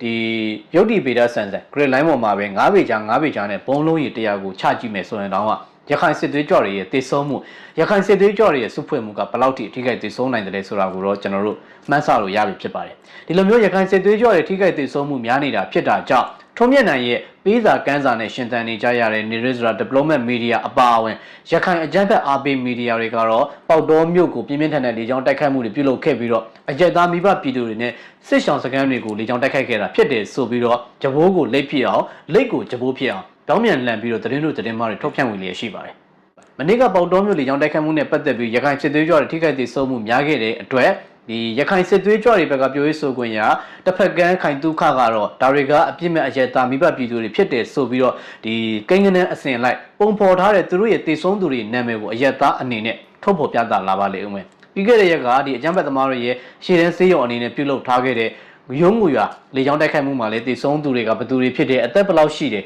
ဘယ်ရွာသားဖြစ်တယ်အပြစ်မဲ့အရက်သားပါဆိုပြီးတော့ PowerPoint တွေနဲ့ slide တွေနဲ့ PowerPoint တွေနဲ့ Excel file တွေနဲ့ချပြလာတာကိုမြင်တွေ့ရပါတယ်ဒါကရခိုင်လက်နက်ကန်တပုံ AA လုံးနေလောက်ထရှိတဲ့ပုံစံပဲဖြစ်ပါတယ်သေလို့ရှိရင်တော့အပြစ်မဲ့အရက်သားတွေဖြစ်ပြီးတော့သူတို့ရဲ့တိုက်ခိုက်မှုသူတို့ရဲ့စီးရေးဖော်ဆောင်မှုအောင်မြင်လာရင်တော့နေရာတိုင်းကရခိုင်စစ်သွေးကြွတွေဖြစ်တယ်သူတို့ရဲ့တိုက်ခိုက်မှုအောင်မြင်လာပြီဆိုရင်သူတို့ရဲ့တိုက်ခိုက်မှုပြုလုပ်တဲ့ပတ်ဝန်းကျင်ကနေရာတွေအားလုံးကနေရာတိုင်းနံရံတိုင်းအပင်တိုင်းငှက်တိုင်းခွေးတိုင်းကအော်ရခတက်တော်သားတွေဖြစ်တယ်ဆိုပြီးတော့ကြွကြော်လေးရှိပါတယ်။တေဆုံးရင်တော့အပြစ်မဲ့အကျက်သားတွေအဖြစ်ပုံဖော်လိုက်ကြတာကသူတို့ရဲ့တပြားအောင်ကြီးဖြစ်တဲ့အတွက်ထွန်းမြတ်နိုင်တို့ညိုထုံးအောင်တို့ရဲ့တစ်ဖက်ခိုင်ဒုက္ခကတော့ဒီလိုပဲပြောင်းလဲပြောင်းစားဆက်မှန်ပြုလုပ်လာအောင်မှာဖြစ်ပါတယ်။ဒါကမနေ့ကမတ်လ6ရက်နေ့တမတော်ရဲ့လေကြောင်းတိုက်ခိုက်မှုအတွင်းရခိုင်စစ်သွေးကြွတွေစစ်ဝေးပြင်ဆင်မှုပြုလုပ်တဲ့တိုက်ပွဲဖော်ဆောင်မှုပြုလုပ်တဲ့ငါးဖမ်းလေတွေကိုအသုံးပြုပြီးတော့အရက်သားအသွင်နဲ့စစ်တွေမျိုးအနီးကိုစိတ်ဝင်ပြီးတိုက်ခိုက်မှုတွေပြုလုပ်မယ်ဆိုတဲ့သတင်းကိုလက်ဦးမှုရယူပြီးတော့တမတော်ကတိုက်ခိုက်ရှင်းနေနိုင်ခဲ့တာဖြစ်တယ်ဆိုတဲ့အကြောင်းတင်ဆက်ပေးခဲ့တာပဲဖြစ်ပါတယ်။နောက်ထပ်သတင်းမှာတစ်ဆက်တည်းတင်ဆက်ရမယ်ဆိုရင်တော့ရခိုင်လက်နက်ကိုင်သဘော AA ရဲ့တိုက်ပွဲဖော်ဆောင်နေတဲ့ AR တိုင်းနဲ့ရခိုင်ပြည်နယ်အဆက်လေးမျက်နှာရေးကြီးပတ်ဝန်းကျင်ကတီတာကုန်းမြင့်အနီးကမြောက်ဆန်းကျေးရွာအနီးရခိုင်စစ်သွေးကြော်တွေစုဖွဲ့နေတဲ့နေရာကိုတမတော်ရဲ့မြေပြင်တိုက်ခိုက်ရေးတပ်ဖွဲ့တွေခမရ108နဲ့ခလာရ68ကတပ်ဖွဲ့ဝင်တွေကပူးပေါင်းပြီးတော့စစ်ကြောင်းလုံးနေမရှင်းနေနိုင်ခဲ့တာကြောင့်ရခိုင်စစ်သွေးကြွတွေအ ਨੇ ဆုံး9ယောက်ထက်မနည်းထိခိုက်သေဆုံးခဲ့ပါတယ်။ခလာရ108ကစစ်ကြောင်းမှုနဲ့စစ်ကြောင်းလုံးနေမရှင်းနေမှုတွေတွင်ရခိုင်စစ်သွေးကြွတွေရှစ်လောင်းရှစ်လက်နဲ့သူတို့ရဲ့ဆက်ဆက်ပစ္စည်းလက်နက်ခဲယမ်းတွေရရှိခဲ့တာရှိသလိုခလာရ68ရဲ့စစ်ကြောင်းမှုနဲ့ဒီလုံခြုံရေးတပ်ဖွဲ့ဝင်တွေရဲ့ပူးပေါင်းစစ်ကြောင်းထုံးနေမြေရှင်းလင်းမှုတွေကြောင့်ရခိုင်စစ်သွေးကြွတွေ9လောင်း9လက်ရရှိခဲ့တဲ့ဆိုတဲ့သတင်းတွေလည်းကြားသိရတယ်လို့အမတာ905ရဲ့ပြစ်ခတ်ရှင်းလင်းမှုတွေနောက်ပြီးတော့တပ်မတော်ရဲ့ drone တင်းရဲ့နောက်တမတော် drone တင်းကနေအကြမ်းဖက်သမားတွေရဲ့စုခွာရာကိုတောက်လျှောက်ထက်ချက်မကွာလိုက်လံရှင်းလင်းမှုတွေကြောင့်မြောက်စမ်းပတ်ဝန်းကျင်စုဖွဲ့နေတဲ့ရခိုင်စစ်သွေးကြွတွေမှာထိခိုက်ဒေဆုံးမှုတွေများနေပါတယ်တမတော်ကဒီရခိုင်ပြည်နယ်နဲ့ AR တိုင်းရဲ့အဆက်ကွာငတိုင်းချောင်းလမ်းပိုင်းလေးမျက်နှာရေးကြီးပတ်ဝန်းကျင်ပသိမ်မော်ရလန်းကြီးအနောက်ဘက်မှာရှိနေတဲ့အထင်ထင်းခုတ်ဝါခုတ်နဲ့အရှိုချင်းတွေနဲ့ဒေသခံတွေဒီထင်းခုတ်ဝါခုတ်ထုတ်လို့ရပြုလုပ်တဲ့မြည်သွေးဖုတ်တဲ့နေရာတွေမှာရခိုင်စစ်သွေးကြွတွေကဝင်ရောက်နေထိုင်ပြီးတော့ဒီအတရားမှာစစ်သားစုဆောင်ပေါ်တာဆွဲတာတွေပြုလုပ်ပြီးတိုက်ပွဲတွေဖော်ဆောင်နေတာဖြစ်ပါတယ်။ဒါကြောင့်မလို့ဒီတီတာကုန်းမြင့်ပတ်ဝန်းကျင်အမတာ344ပတ်ဝန်းကျင်မှာရခိုင်စစ်သွေးကြွတွေတိုက်ပွဲဖော်ဆောင်နေတာတစ်နှစ်ကျော်ကြာသွားပြီဖြစ်ပြီးတော့အမတာ344ကိုရခိုင်စစ်သွေးကြွတွေသိမ်းပိုက်နိုင်လိုက်ပြီဆိုတဲ့ဒီသတင်းတို့သတင်းမှာပြန့်နှံ့မှုကလည်းအကြိမ်ပေါင်း16922ကြိမ်ခွဲလောက်တော့မကတော့ဖြစ်ပါတယ်။လေထဲမှာပဲတိုက်အိမ်ဆောက်လေထဲမှာပဲတမတော်ရဲ့စစ်စကန်တွေကိုအကြိမ်ကြိမ်သိမ်းပြီးတော့ဝါရဖြန့်သတင်းတို့သတင်းမှာတွေပြန့်နှံ့ဖြန့်ဝေနေပေမဲ့တကယ်လည်းမြေပြင်မှာတော့တီတာကုန်းမြေမြောက်ဆန်းပတ်ဝန်းကျင်လေးမျက်နှာစောပြပတ်ဝန်းကျင်တွေမှာရခိုင်စစ်သွေးကြွနဲ့အကြမ်းဖက်သမားတွေထိခိုက်ဒေဆုံးမှုဒီတလုံးမှာတော်တော်လေးများလာပါတယ်။ရခိုင်ပြည်နယ်ကငတိုင်းချောင်းဘက်ကိုပြန်လဲဝင်ရောက်ဆုတ်ခွာမယ်ဆိုရင်လည်းတမတော်ရဲ့လုံခြုံရေးတပ်ဖွဲ့ဝင်တွေတာပေါင်းနဲ့ရခိုင်ရုံးမကိုဖျက်ပြီးတော့စစ်ကြောင်းထိုးနေတဲ့လုံခြုံရေးတပ်ဖွဲ့ဝင်တွေရဲ့တိုက်ခိုက်မှုတွေကြောင့်လည်းထိခိုက်ဒေဆုံးနိုင်မှာရှိတယ်လို့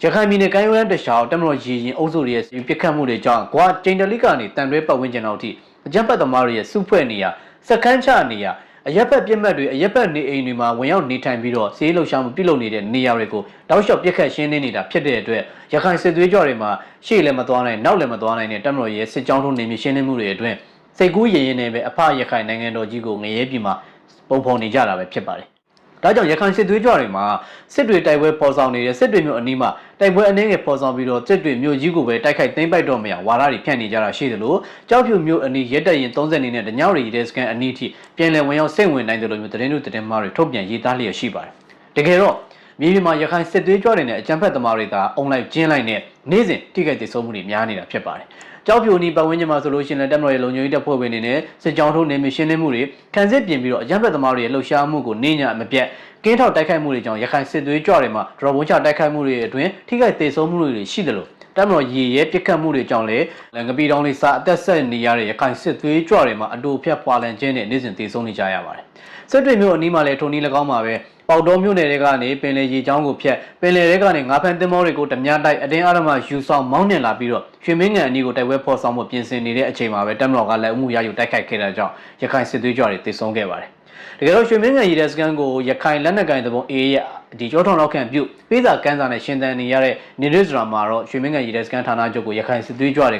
ကသိမ်းပိုက်လိုက်ပြီးဆိုပြီးတော့အဆက်ပြေးရေးသားနေတာရှိပါတယ်။ရွှေမင်းငံရေတပ်စခန်းအနီးကိုချင်းကပ်လာတဲ့ရခိုင်စစ်သွေးကြွတွေရဲ့စီးရေးပြင်ဆင်မှုကိုမနေ့ကပဲတပ်မတော်ကလည်းဥမှုရယူတိုက်ခိုက်ရှင်းလင်းနိုင်ခဲ့တာကြောင့်ရခိုင်စစ်သွေးကြွတွေပင်လယ်ဝါကိုတောင်ရောက်မလာဘဲနဲ့ဖားစာငါးစာပစွန်စာဖြစ်ပြီးတော့တည်ဆုံသွားကြပြီဖြစ်ပါတယ်။ထိုနည်းတူစွာပဲ ဒီကွင်းတော်တိုင်းနယ်မှာစုဖွဲ့လှုပ်ရှားပြီးတော့အခြေပြုလှုပ်ရှားနေတဲ့ရခိုင်စစ်သွေးကြွတွေစုဖွဲ့နေရတွေစပါးထားကန်းကော်ကျွန်းစောမတက်စတဲ့နေရာတွေကိုလည်းဒါကစစ်တွေရဲ့လက်အောက်ခံနေမြေကန်တရင်တပ်ဖွဲ့တွေနဲ့လက်နက်ကြီးပစ်ခတ်မှုတွေဒီကျုပ်တွေနဲ့တိုက်ခိုက်မှုတွေကြောင့်ရခိုင်စစ်သွေးကြွတွေထိခိုက်ဒေဆုံးမှုတွေများနေပါတယ်ခါလာရစနစ်အပါအဝင်နေမြေကန်တရင်တပ်ဖွဲ့တွေရဲ့တံမြန်တိုက်ခိုက်မှုတွေကြောင့်ရခိုင်စစ်သွေးကြွတွေမှာကြောက်ဖြူမျိုးတွေကိုဝင်မှုစ조사လိုက်ဒီကလလန်မြစ်ဝအနီကိုဝင်မှုစ조사လိုက်တပ်မတော်ရဲ့ပြစ်ခတ်မှုကြောင့်ငါးစာဖြစ်သွားလိုက်ဖားစာဖြစ်သွားလိုက်နေနေ့စဉ်ထိခိုက်ဒေဆုံးမှုတွေများနေပါတယ်ဒါကြောင့်မလို့အချိန်ကိုက်ဆိုသလိုပဲရခိုင်စစ်သွေးကြွတွေရဲ့ထိခိုက်ဒေဆုံးမှုကိုဖုံးအုပ်နိုင်မှုအတွက်ညောင်ကျိုးပတ်ဝန်းကျင်မှာရှိနေတဲ့ဒီလေလာတောင်ညောင်ကျိုးနဲ့ဒီကပ္ပစာ16အနည်းကိုရခိုင်စစ်သွေးကြွတွေကဝင်ရောက်တိုက်ခိုက်သိမ်းပိုက်နေသလိုဝါဒပြန်သတင်းမားတွေလည်းတပြိုင်နက်တည်းဖြန့်ဝေနေတာရှိပါတယ်တကယ်တော့ညောင်ကျိုးနဲ့အုံးရှိပဲပတ်ဝန်းကျင်ကကပ္ပစာ16အနည်းရခိုင်စစ်သွေးကြွတွေရဲ့စစ်ရေးဖော်ဆောင်မှုနဲ့စကန်သိမ်းတိုက်ပွဲဆိုတာကမရှိဘူးဖြစ်တယ်လို့သိရပါတယ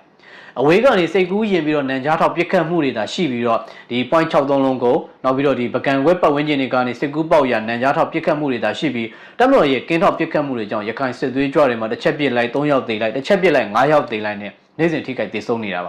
ဒီ social media platform တွေမှာသာညောင်ကျိုးကဖဆာ16တို့ဘေးပတ်ဝန်းကျင်မှာရှိနေတဲ့လုံခြုံရေးတပ်ဖွဲ့ဝင်တွေတက်စကန်တွေအားလုံးကိုစိတ်ကူးရင်ပြီးတော့တိုက်ခိုက်ပြီးသိမ်းပိုက်နေတာတွေရှိပေမဲ့မြေပြင်မှာတော့ရခိုင်စစ်သွေးကြွတွေသာထိခိုက်ဒေဆုံးမှုများနေပါတယ်တကယ်တမ်းဒီညောင်ကျိုးကပ္ပစာ16ပတ်ဝန်းကျင်ကိုအကြမ်းဖက်သမားတွေရဲ့ဒီဝါဒဖြန့်သတင်းတွေထွက်လာတာကလည်းစစ်တွေကြောက်ဖြူနဲ့ဒီနိုင်ရီကန်တို့နောက်ပြီးတော့ဒီလေးမျက်နှာရေးချင်းငတိုင်းချောင်းဘက်ကထိခိုက်ဒေဆုံးမှုသတင်းတွေကိုဖုံးအုပ်နိုင်မှုအတွက်ဒီတတိယနိုင်ငံတွေမှာတွားရောက်ကြုံခံပြီးတော့ရခိုင်စစ်သွေးကြွတွေကိုလှူနေတဲ့စစ်သွေးကြွထောက်ပို့တွေရဲ့အလူငွေဆက်လက်ရရှိရေးအတွက်ရည်ရွယ်ပြီးတော့တိုက်ပွဲတွေပဲအောင်မြင်နေသေးအောင်စခန်းတွေပဲသိမ်းနေသေးအောင်သတင်းမှားတွေဖြန့်ဝေနေတာဖြစ်ပါတယ်လက်ရှိချိန်မှာလည်းဒီဘိန်းစားရခိုင်စစ်သွေးကြွတွေရဲ့ထွန်းမြတ်နိုင်ဦးဆောင်တဲ့မူရစ်ခိုင်းကလည်းသူတို့ရဲ့ဒီကုံသွေရလမ်းကြောင်းမူရစ်စွာကုံသွေရလမ်းကြောင်းမှာလည်းဖြတ်တောက်ခံနေရတာဖြစ်တဲ့အတွက်ဝင်ငွေနေပါနေပြီဖြစ်ပါတယ်ရခိုင်ပြည်နယ်မှာရှိနေတဲ့ငါးတယံဇာတာငပိငချောက်ငန်းပြားရည်တွေကိုရောင်းချမယ်ဆိုရင်လည်းထွန်းမြတ်နိုင်လိုမျိုးရခိုင်စစ်သွေးကြွတွေရဲ့ကုံသွေမှုပို့ကုန်တွေကိုအိန္ဒိယကရောဘင်္ဂလားဒေ့ရှ်နိုင်ငံကရောလက်မခံဘူးလို့သိရပါတယ်ဒါကြောင့်ထွန်းမြတ်နိုင်မှာ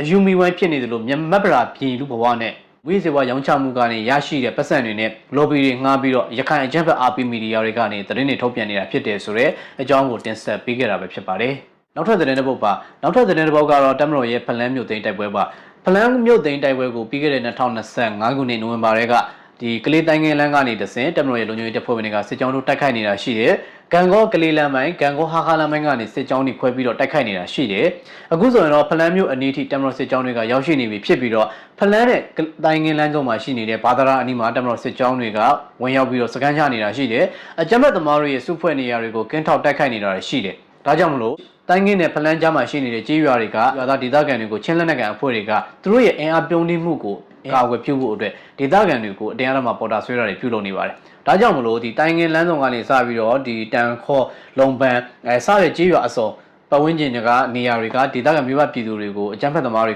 ကပေါ်တာဆွဲနေတာရှိတယ်။ဒါကြောင့်မလို့ဒီတိုင်းငင်းနဲ့ဘာသာရာကြားဒေသခံချင်းလူမျိုးတွေကဒီစစ်ဘေးရှောင်ဘဝကိုရောက်ရှိနေပြီဖြစ်ပါတယ်။ထိုနည်းတူစွာပဲတစ်ဖက်ကပြန်ကြည့်ရင်လည်းတမတော်စစ်ကြောင်းတွေကဖလန်းမြို့ရဲ့မြောက်ဘက်ဖလန်းမြို့ရဲ့တောင်ဘက်တွေအထိကိုဝင်ရောက်စိတ်ဝင်နေပြီဖြစ်ပြီးတော့တမတော်ရဲ့လေကြောင်းတိုက်ခိုက်မှုတွေကလည်းမနေ့ကမတ်လ6ရက်နေ့မှာလည်းဒီဖလန်းမြို့အနီးဖလန်းမြို့တွေကချင်းလက်နက်ကန်အဖွဲ့တွေ CNDF CNA အဖွဲ့တွေစုဖွဲ့နေတဲ့နေရာကိုလေကြောင်းတိုက်ခိုက်မှုပြုလုပ်ခဲ့တယ်လို့သိရပါတယ်။မြို့ထဲကိုလေကြောင်းတိုက်ခိုက်မှုပြုလုပ်ခဲ့တာဖြစ်ပြီးအကြမ်းဖက်သမားတွေစကန်းချနေတဲ့သုံးတက်တိုက်ကိုတိတိကျကျလေကြောင်းတိုက်ခိုက်ခဲ့တာဖြစ်တဲ့အတွက်ချင်းလက်နက်ကန်အဖွဲ့တွေဖျားသခင်စီကိုရောက်ရှိသွားကြသူအများကြီးရှိတယ်လို့သိရပြီးတော့ဟိုပြတ်ဖွာလန်ခြင်းနဲ့အရေးအတွက်ဘလောက်ထိတည်ဆုံးသွားတယ်ဆိုတော့သူတို့အလောင်းမကောက်နိုင်တဲ့အခြေအနေမျိုးဖြစ်နေတယ်လို့သိရပါတယ်။ဒါအပြင်ဒီဘာသာရာနဲ့ဒီကလေးတိုင်းငင်းကြားမှာရှိနေတဲ့လုံပန်ရွာအနီးကအကြမ်းဖက်သမားတွေရဲ့ဝင်ရောက်စိတ်ဝင်မှုကိုလည်းတမတော်ကလည်းဥမရယူတိုက်ခိုက်နိုင်ခဲ့တဲ့အတွက်အကြမ်းဖက်သမားတွေထိခိုက်ဒေဆုံးမှုများနေပါတယ်။ပြီးခဲ့တဲ့ဖေဖော်ဝါရီလထဲမှာတော့ဒီ AIF လို့ခေါ်တဲ့စီးရီးယားစစ်ပြန်ကြီးစားအဖွဲ့တွေရဲ့ထောက်ပံ့ပေးမှုတွေနဲ့ Wish လို့ခေါ်တဲ့အဖွဲ့ရဲ့ suicide drone တွေဒီ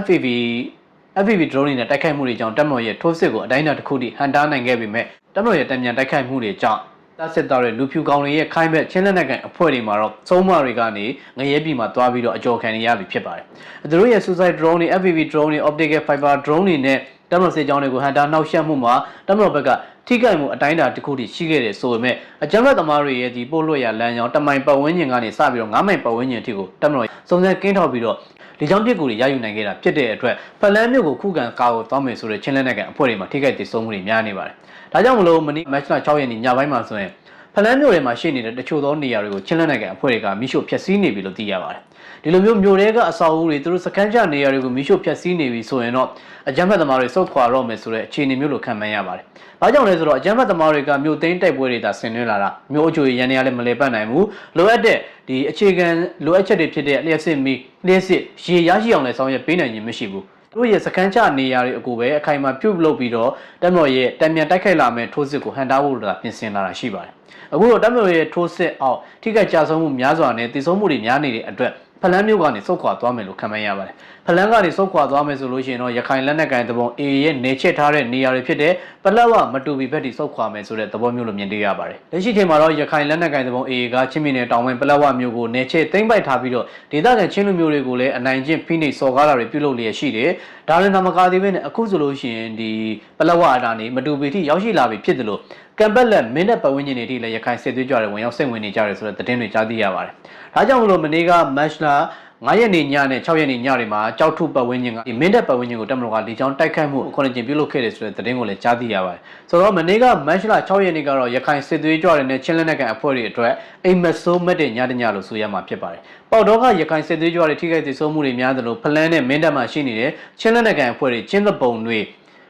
နနောက်သားစားခွင့်ရဖို့စိတ်ကူးရင်နေပဲမျက်ချောက်တောင်နှက်မှန်အောင်မစားရဘဲနဲ့ဘုရားသခင်ထံမှာကောင်းကြီးမောင်းသွားစားနေကြရပြီဖြစ်ပါတယ်ဒါကြောင့်ဖလန်းမြို့သိမ်းတိုက်ပွဲစင်းနေတဲ့တပ်မတော်စစ်ကြောင်းတွေရဲ့တံမြန်တိုက်ခိုက်မှုအောင်မှာထိခိုက်ကြဆုံးမှုများစွာနဲ့ဖလန်းမြို့ထဲမှာ CNDF နဲ့ CNA အဖွဲ့တွေစကန်ချနေတဲ့နေရာတွေကိုစတင်မိရှုဖျက်ဆီးနေပြီလို့သိရပါတယ်။မြို့တွေကိုဖျက်ဆီးသွားပြီဆိုရင်တော့ကျန်းဖတ်သမားတွေစုခွာသွားတော့မယ်ဆိုတဲ့လက္ခဏာတွေဖြစ်တဲ့နမိတ်တွေဖြစ်တဲ့ဆိုတာကိုတော့ကျွန်တော်ခံမှန်းတွက်ဆထားပြီးဖြစ်ပါတယ်။ဒါကြောင့်မကြာမီရက်ပိုင်းအတွင်းဖလန်းမြို့တွေကနေကျန်းဖတ်သမားတွေစုခွာသွားကြပါလိမ့်မယ်ဆိုတဲ့သတင်းကိုတင်ဆက်ပေးခဲ့တာပဲဖြစ်ပါတယ်။နောက်ထပ်သတင်းကတော့ຫນွေဦးတော်လန်ရေးလို့အမည်ခံထားတဲ့ပြည်ပြည်အုပ်စုတွေနိုင်ငံရေးတည်တည်မှန်မှန်တဲ့သူတွေမဒိန်းအောင်တွေနဲ့ဖွဲ့စည်းထားတဲ့ NUG ပြည်ပြည်အုပ်စုရဲ့လက်အောက်ခံပကပအဖွဲ့တွေကတော့ຫນွေဦးတော်လန်ရေးခေါင်းစဉ်တက်ပြီးတော့မဒိန်းတော်လန်ရေးကိုကျူးလွန်နေကြပါတယ်။တောက်လျှောက်ဆိုလိုပဲ2021ခုနှစ်ကနေအခု2026ခုနှစ်ထိ NUG ပြည်ပြည်အုပ်စုတွေထိန်းချုပ်ရာဒေသမှာ rate case တွေအများကြီးရှိပါတယ်။အပြစ်မဲ့မိဘပြည်သူတွေရဲ့ဒီသမီးငယ်တွေကိုလည်းအကြောင်းပြချက်မဲ့မရိမှုကျူးလွန်နေတာတွေလည်းရှိတယ်။တက်ငယ်မရိမှုတက်ကြီးမရိမှုတွေဒါမှကကလေး3ယောက်အမေကလေး4ယောက်အမေတွေကအစ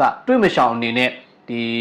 ီနိုင်တဲ့စီနီယံပြူမရင်းချင်းတက်ဖြတ်တာတွေကျူးလွန်နေကြပါတယ်ဒီလိုကျူးလွန်နေတဲ့ထဲကမှပြီးခဲ့တဲ့ရက်ကဟိုလေးတကြောဖြစ်လာတာကတော့ရင်းမမယ်ခရိုင်တရင်20က PDF အဖွဲ့ထဲမှာရှိနေတဲ့မွတ်စလင်မတယောက်ကိုအကြမ်းဖက်သမားတွေကမရင်းချင်းတာတွေပြုလုပ်ခဲ့တယ်လို့ဆိုပါတယ်ဒါကတော့ဒီစကိုင်းတိုင်းဒေသကြီးရင်းမမယ်ခရိုင်တွေကတရင်20က PDF အဖွဲ့ထဲမှာရှိနေတဲ့ PDF လင်မယားမွတ်စလင်လင်မယား2ယောက်ကဒီပြုမထားတဲ့နေရာမှာအလှငွေသွားရောက်ကောက်ခံတဲ့အတွက်အပြစ်ပေးခံရတယ်လို့ဆိုပါတယ်အပြစ်ပေးခံရပြီးတဲ့နောက်တရင်20ရဲ့တရင်မှုကိုယ်တိုင်ဒီအလှငွေသွားကောက်ခဲ့တဲ့ PDF မှာမွတ်စလင်မတယောက်ကိုဖမ်းဆီးခဲ့ပြီးတော့လက်ပြန်ကြိုတုပ်ပြီးတော့အချင်းချင်းမရင်းကျင့်တာတွေပြုလုပ်ခဲ့တယ်လို့သိရပါတယ်ဒီမရင်းကျင့်ခံရတဲ့အစ္စလမ်ဘာသာဝင်မွတ်စလင်မကလည်းကလေးတယောက်ရှိတယ်လို့သိရပြီးတော့3နှစ်သားကလေးနဲ့အတူသူ့ရဲ့အမျိုးသားမွတ်စလင်ကလည်းရင်းမမယ်ခရိုင်တရင်20တဲက PDF ဖြစ်တယ်လို့သိရပါတယ်ဒါပေမဲ့ NUG ပြည်ပြည်အုပ်စုဆိုတာကငကိုတွေကတတိမမှန်တဲ့အဖွဲ့အစည်းတစ်ခုဖြစ်တယ်မရင်းကောင်တွေနှာဘူးကောင်တွေနဲ့ဖွဲ့ထားတာဖြစ်ပြီးတော့နေပုံးလက်တို့ကိုယ်တိုင်နေဆက်ဒေသမှာမယံငယ်တွေနဲ့ခြေတော်တင်ပြီးတော့ဒီတော်လန်ရေးသာအကြောင်းပြနေတဲ့သူတို့ရဲ့လိန်အာသာဖြေမှုအတွက်ပဲလိန်တော်လန်ရေးပြုလုပ်နေကြတဲ့အဖွဲ့တွေဖြစ်ပါတယ်ရှေ့ဆောင်လမ်းပြလွင်ကိုလက်တို့ကိုယ်တိုင်မရင်းမှုတွေနဲ့ခြေတော်တင်နေတာကိုအတူယူပြီးတော့မြန်မာပြည်ထဲမှာရှိနေတဲ့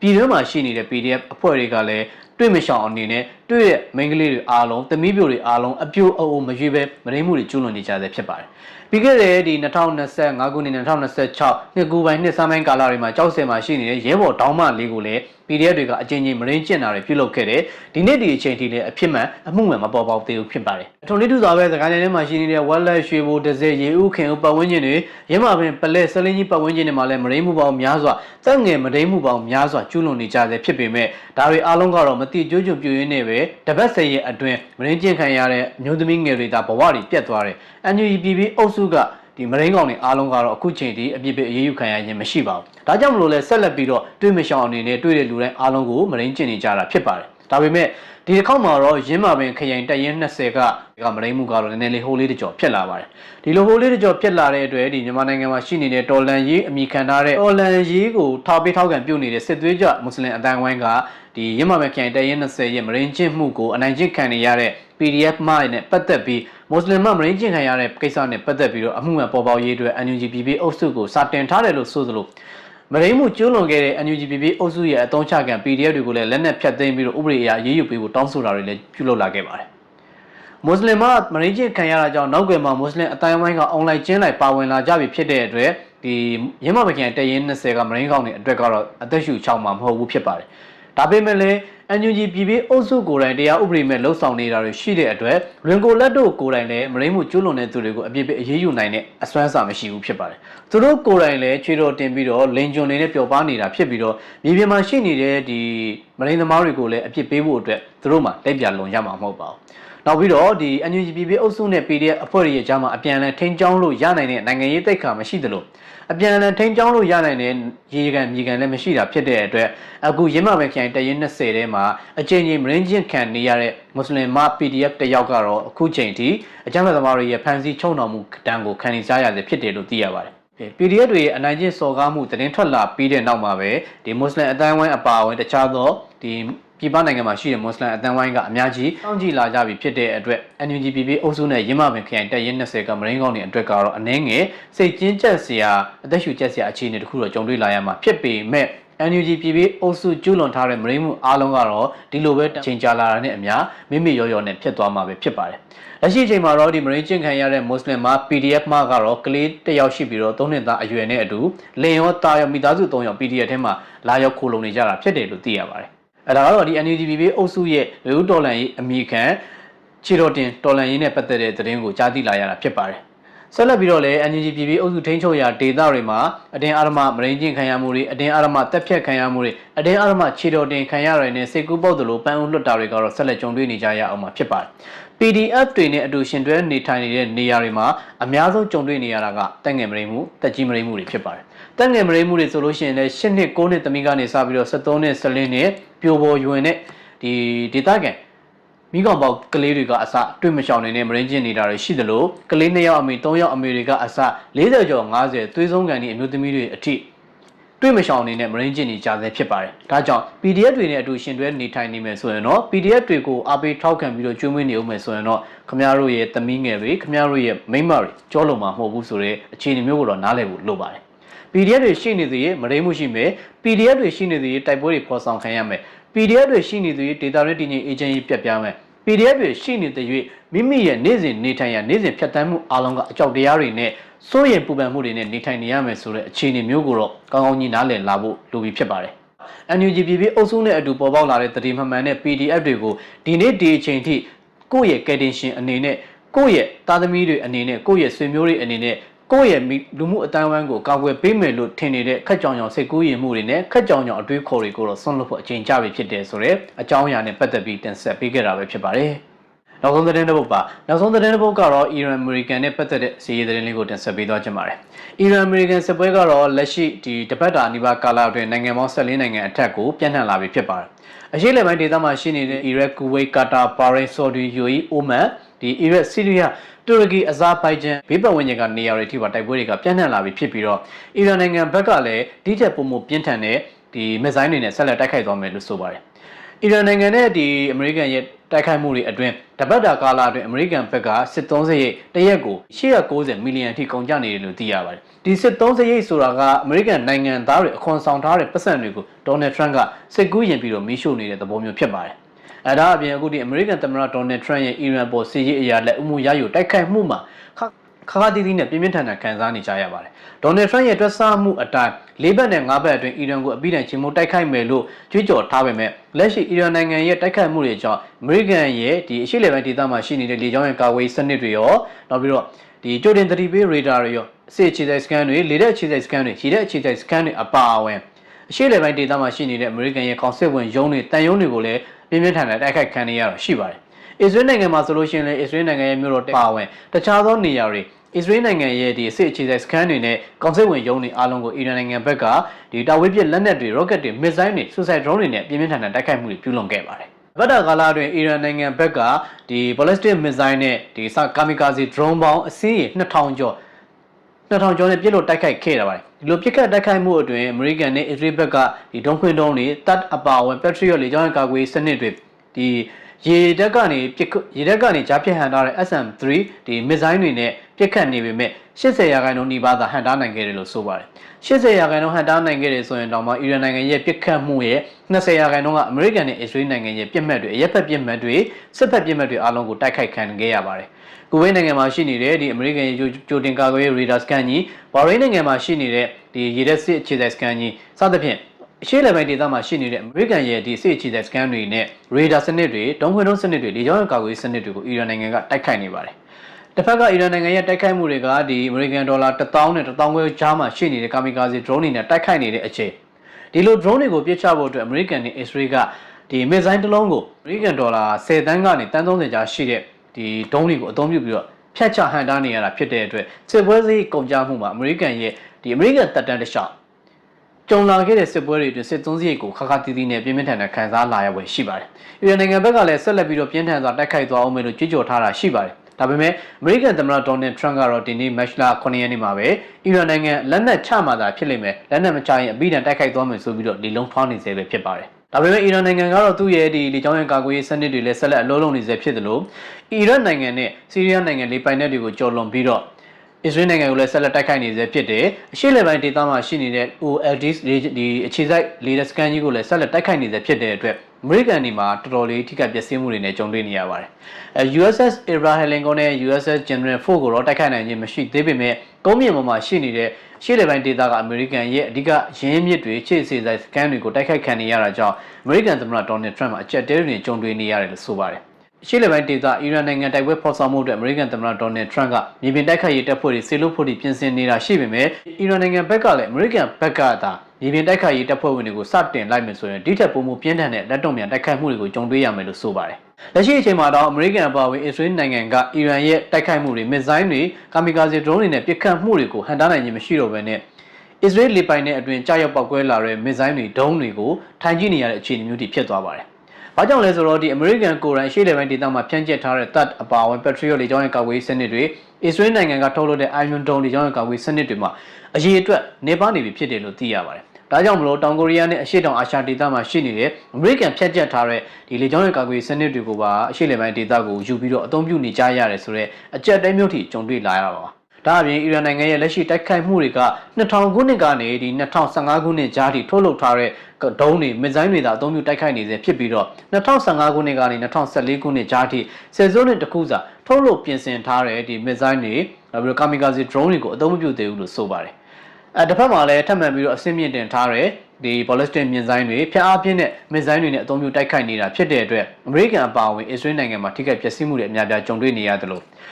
့အထက်3ဆနီးပါးမြင့်တဲ့ ballistic missile တွေအပါအဝင်ပောက်ကွဲအားများတဲ့ warheads အများပြားကိုတည်ဆောင်နိုင်တဲ့ဒီ cluster bomb ပုံစံမျိုးခက်စစ်စစ်တူတဲ့ missile တွေတည်ဆောင်တဲ့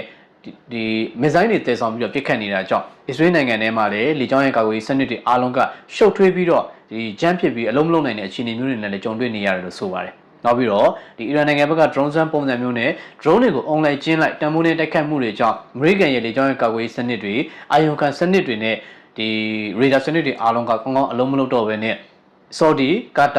ဘာရိန်းကူဝိတ်နဲ့ဘေးပတ်ဝန်းကျင်ကရှေ့လေပိုင်းဒေသနိုင်ငံတွေမှာလည်းပြင်းပြင်းထန်ထန်ကြာရောက်ပေါက်ကွဲနေတာရှိပါတယ်အမေရိကန်ကာလတွင်အီရန်နိုင်ငံဘက်ကထပ်မံအဆင့်မြင့်တင်ထားတဲ့ဒီ ballistic missile တစ်မျိုးကိုထပ်မံပြီးတော့အသုံးပြုတိုက်ခိုက်သွားမယ်လို့လည်းကြေညာထားတာဖြစ်တာကြောင့်အီရန်စစ်ပွဲကတော့ပုံမပြင်းထန်လာပဲရှိပါတယ်အီရန်ဘက်ကဖျက်အားပြင်းတဲ့ missile တွေကိုအသုံးပြုတိုက်ခိုက်မယ်လို့ကြွေးကြော်နေတဲ့အချိန်အမေရိကန်နဲ့အစ္စရေးမှာရောဒီ missile တွေကိုကြားဖြတ်ဟန်တားနိုင်မဲ့ဒီကြောင့်ကာကွယ်စနစ်တွေဒုံခွင်းဒုံတွေကလုံလုံလောက်လောက်ရှိသေးရဲ့လားဆိုတဲ့အခြေအနေကိုအစ္စရေးပြည်သူတွေကိုယ်တိုင်ကရှေ့လေပိုင်းဒေသမှာရှိနေတဲ့ဆော်ဒီ